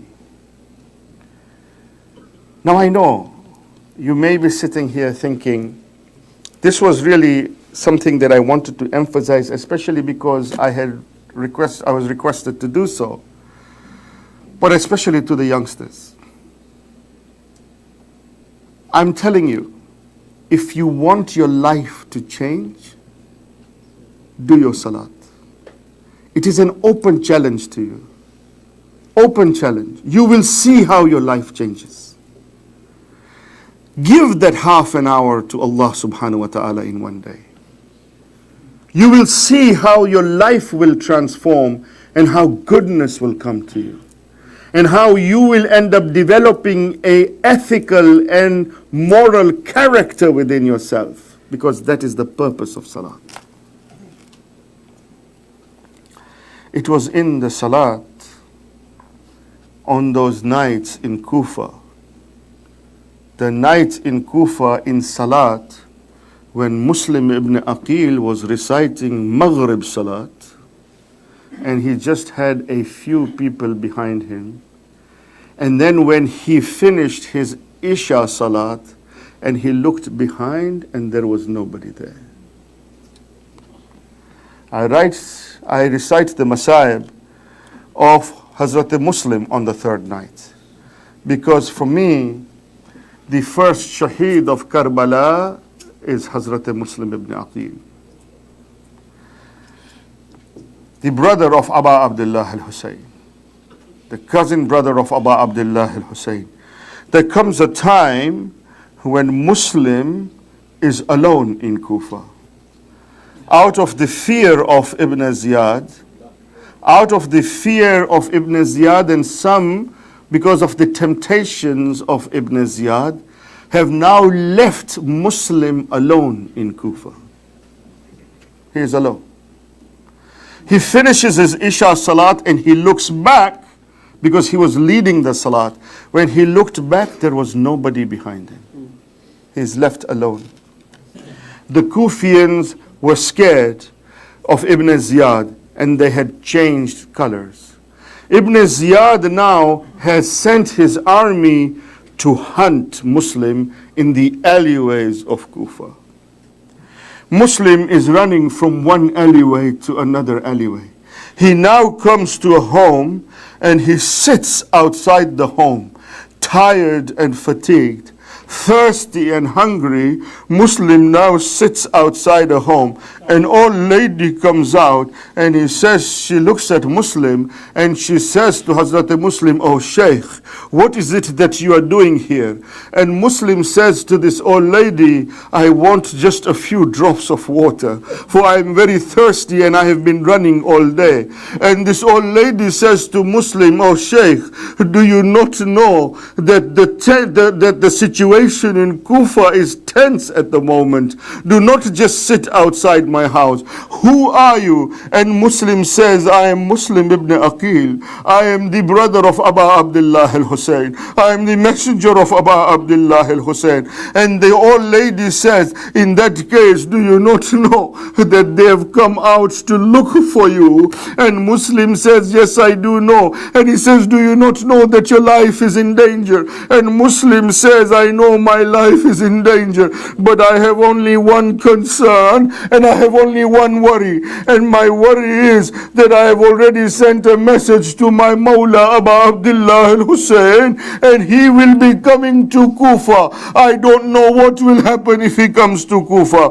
The old lady gives refuge to Muslim, and when she gives refuge to Muslim, Muslim takes a little rest in a room. At one point, the old lady's son, whose name was Bilal, he comes home, and when he comes home, he hears some noise coming from a room. He goes to the room and he looks at the person. He says, you are Muslim. I have been going around the alleyways of Kufa all day. I have been looking for you. I am now going to take you to Ibn Ziyad. He arrests Muslim, and now they bring Muslim into the courtyard of Ibn Ziyad. In some narrations it is said that when he recognizes Muslim, he goes to Ibn Ziyad and he now gets an army, and the army starts to surround Hazrat Muslim. When the army starts to surround the house in which Muslim was, Muslim says to that lady that I am going to go out and I'm going to fight them. And the lady says to Muslim, oh Muslim, if you go out they will kill you. Just stay inside the house. And Muslim says to this lady, he says, if I stay in the house, they will come inside the house. And Muslim says, I cannot bear that they come inside the house, for you are a lady and I don't want them to enter the house of an mahram. I'll say to Muslim, oh Muslim, it is the same alleyways of Kufa. It's the same streets of Kufa. You are worried about this lady, that people will come into the house, but the daughters of the Holy Prophet will be paraded in the same alleyways of Kufa after the events of Ashura. Azadaran Hussein, Muslim comes to Ibn Ziyad. Ibn Ziyad now talks to Muslim. He gives the orders that Muslim should be taken to the rooftop, and he says to his army top, I say, army people, I want you to take Muslim to Darul Imara, to the rooftop of the palace, and I want you to behead Muslim, and then I want you to take the head of Muslim, and I want you to hang the head of Muslim on the door of Kufa, so that nobody has the audacity to go against Ibn Ziyad. And then Ibn Ziyad says that once you have beheaded a Muslim, I want you to take his body and I want you to tie his body with a rope, and I want you to drag the headless body of Muslims in the streets of Kufa. They behead the Muslim, they hang his head on the wall of Kufa, and they drag the body of Muslims in the alleyway of Kufa. Azadaran Hussein, in the meantime, Abu Abdullah al-Hussein is making his way towards Kufa. As he is making his way towards Kufa, he sees that there is a horseman that has come from the direction of Kufa. He says to Abu al-Fadl Abbas, O Abbas, he says to Ali Akbar, O Akbar, I want you to go and receive this man. I want you to see what is the news of Kufa. When the Abu Fadl Abbas said, Ali Akbar, come to this man, he says, who are you? And the Abu Fadl Abbas says, I am Abu Fadl Abbas, and this is Akbar. We are from the camp of Abu Abdullah al-Hussein. This man says, in that case, take me to Abu Abdullah, for I will talk to Abu Abdullah in private. This man comes to Abu Abdullah al-Hussein, and he gives Abu Abdullah al-Hussein the news news of the martyrdom of Hazrat Muslim. Abu Abdullah sits on the ground. He starts to weep. As he starts to weep, he says to the people of his family, he says, go and call the yatima of Muslim. The yatima of Muslim is brought to Abu Abdullah al-Hussein. He takes this small child and sits her down on his lap, and he starts to show affection and love towards her. When this young girl sees the behavior of Abu Abdullah al-Hussein, she says to Abu Abdullah, she says, oh my uncle, it seems that you are treating me in a way that people treat an orphan. Imam Hussein says to this young lady, don't worry, as long as Hussein is alive, I will not make you feel in any way as being an orphaned girl. At that time, Janab Sakina is sitting there, and she sees what Abu Abdullah is doing. She goes to the yatima of Muslim and says to her, do not worry, we are all with you. I will say to Sakina, oh Sakina, after the Asr of Ashur, I hope that there will be somebody who would be able to hug you and to console you on being an orphan. Instead, you will be subjected to the slaps of Shiva. You will be subjected to your earrings being torn out from your ear. Azadaran Hussein Ibn Ziyad ne Muslim کو چھت پہ لے جائے حکم دیا کہ مسلم کو چھت پہ لے جایا جائے اور مسلم کو اس کے سر کو قلم کرنے کا حکم دیا. سر اب کوفے کے دروازے کے پاس رکھا گیا تاکہ لوگوں کو یہ پتہ چلے کہ وہ ابن زیاد کے خلاف اگر جاؤ گے تو حشر تمہارا یہ ہوگا. عزادارو ابن زیاد نے کہا جب مسلم کا سر دروازے پہ لٹایا گیا ہے تو عزاداران حسین اب جب یہ قافلہ جو کربلا کے بعد جب کوفہ آیا ہے، یہ قافلہ جب کربلا کے بعد جب کوفہ آیا ہے تو جناب مسلم کی بیوی جو ہے جس کا نام کچھ روایتوں میں رقیہ ملتا ہے، رقیہ جب کوفہ آئی ہے تو ایک مرتبہ کوفے کے دروازے پہ رقیہ نے اپنے شوہر کا سر دیکھا. جب رقیہ نے اپنے شوہر کا سر دیکھا تو رقیہ رونے لگی. مسلم کے سر نے رقیہ کو دیکھا، رقیہ نے مسلم کے سر کو دیکھا. عزادارو اب رقیہ نے مسلم کو کہا، اے مسلم، میں آپ کو یہ نہیں پوچھنے والی کہ آپ کے اوپر پتھر کس نے برسائے. مسلم، میں آپ کو یہ نہیں پوچھنے والی کہ آپ کا سر کیسے قلم ہوا. مسلم، میں آپ کو یہ بھی پوچھنے نہیں والی کہ آپ کی لاش کو اس لعینوں نے کوفے کے بازاروں میں کیسے گھسیٹ کے لے جایا گیا. لیکن مسلم، تم مجھے یہ مت پوچھنا کہ کربلا میں ہمارے سب کیسے مارے گئے. تم مجھے یہ مت پوچھنا کہ میرا ابا عبداللہ کو کیسے شہید کیا گیا اور کیسے گوروں کے ٹاپوں سے میرے ابا عبداللہ کی لاش کو پامال کیا گیا. مسلم، مجھے یہ مت پوچھنا کہ 3 دن کی بھوک اور پیاس ہم نے کس طرح سے برداشت کی.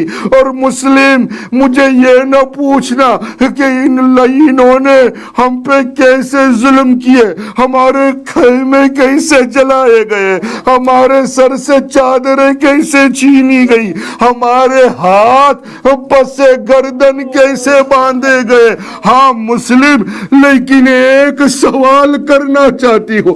رقیہ کہتی ہے ایک سوال کرنا چاہتی ہوں، آخر ایک ماں ہوں. مسلم، جب کوفہ آئے تھے تو میرے 2 لال محمد اور ابراہیم تمہارے ساتھ آئے تھے.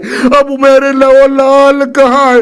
میں کہوں گا بی بی مسلم سے سوال مت کرنا، مسلم کا سر تڑپ جائے گا. محمد اور ابراہیم ابن زیاد کے زندان میں. وسيعلم الذين ظلموا أي منقلب ينقلبون إنا لله وإنا إليه راجعون. مات الحسين يا حسين.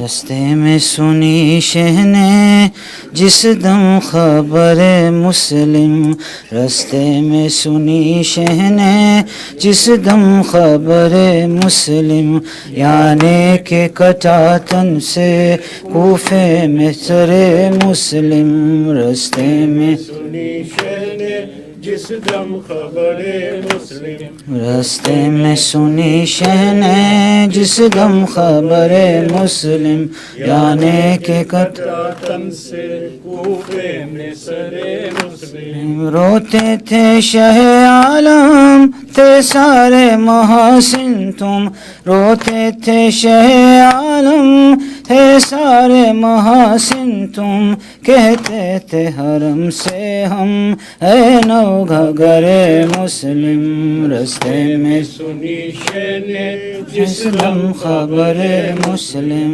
رستے میں سنی شہنے جس دم خبر مسلم، یعنی کہ کٹا تن سے کوفے میں سر مسلم، حسرت و دردا قسمت میں یہ لکھا تھا، حسرت و دردا قسمت نے یہ لکھا تھا، یہ داغ دکھائیں گے مجھ کو سفر مسلم، رستے میں سنی شہنے جس دم خبر مسلم، رستے میں سنی شہنے جس دم خبر مسلم، یعنی کہ کٹا تن سے کوفے میں سر مسلم، ہے دل کو برا رونا مظلوم کی بیوہ کا، ہے دل کو برا رونا مظلوم کی بیوہ کا، کس طرح سناؤں گا اس کو خبر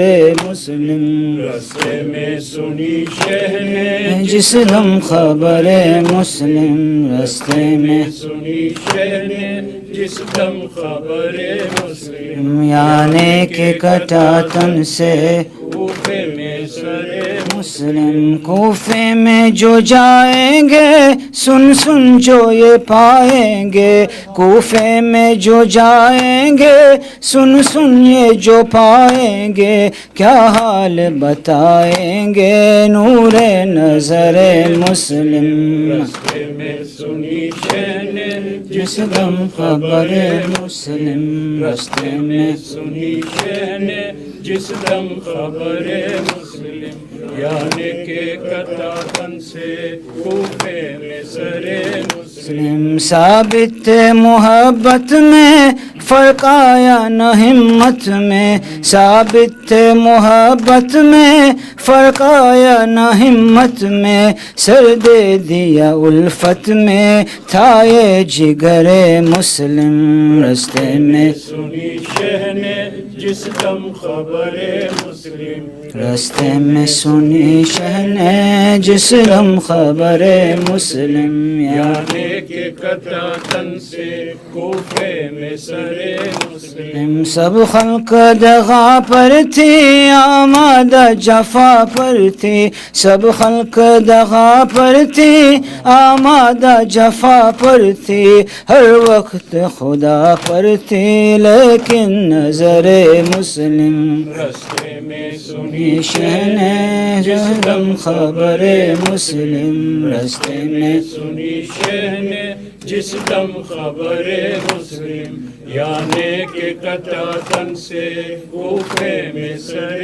مسلم، حسرت و دردا قسمت میں یہ لکھا تھا، حسرت و دردا قسمت میں یہ لکھا تھا، یہ داغ دکھائیں گے مجھ کو سفر مسلم، رستے میں سنی شہنے جس دم خبر مسلم، رستے میں سنی شہنے جس دم خبر مسلم، یعنی کہ کٹا تن سے کوفے آخر کا وقت کہنا میرا یہ سلام ہے، سب عاشق حسین کو میرا سلام ہے، ایک دن اسی طرح سے یہ دنیا تمام ہے، پر شاہ کربلا کا زانا تمام ہے، ساما شتاب کر دے میرے دل کے چین کا،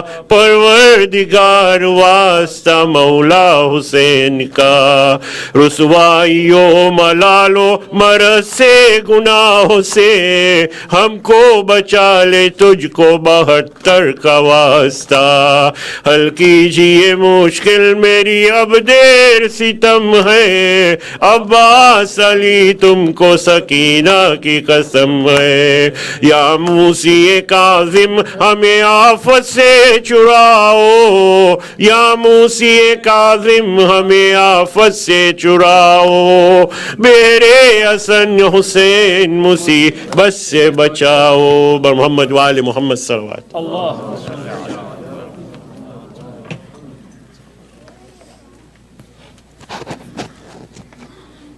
السلام علیکم یا رسول اللہ، السلام علیکم یا امیر المؤمنین امام المتقین، السلام علیکم یا سیدتنا فاطمہ الزہرا سیدت النساء العالمین، السلام علیکم یا ابا حسن المجتبی ورحمۃ اللہ وبرکاتہ، السلام علیکم یا ابا عبداللہ وعلی الارواح التي حلت بفنائک، علیک منی جمیعا سلام اللہ ابدا ما بقیت وبقی اللیل والنہار ولا جعل اللہ آخر العہد منی لزیارتکم، السلام علی الحسین وعلی علی ابن الحسین وعلی اولاد الحسین وعلی اصحاب الحسین، السلام علیکم وعلی أخيك أبي الفضل العباس وعلى أختك الحورة زينب وعلى 9 المعصومين من بنيك علي بن الحسين زين العابدين ومحمد بن علي الباقر وجعفر بن محمد الصادق وموسى بن جعفر القاظم وعلي بن موسى الرضا ومحمد بن تقي الجواد وعلي بن محمد الهادي والحسن بن علي الأصغري والحجة القائم المهدي المنتظر، السلام عليك يا شهداء كربلاء جميعا ورحمة الله وبركاته.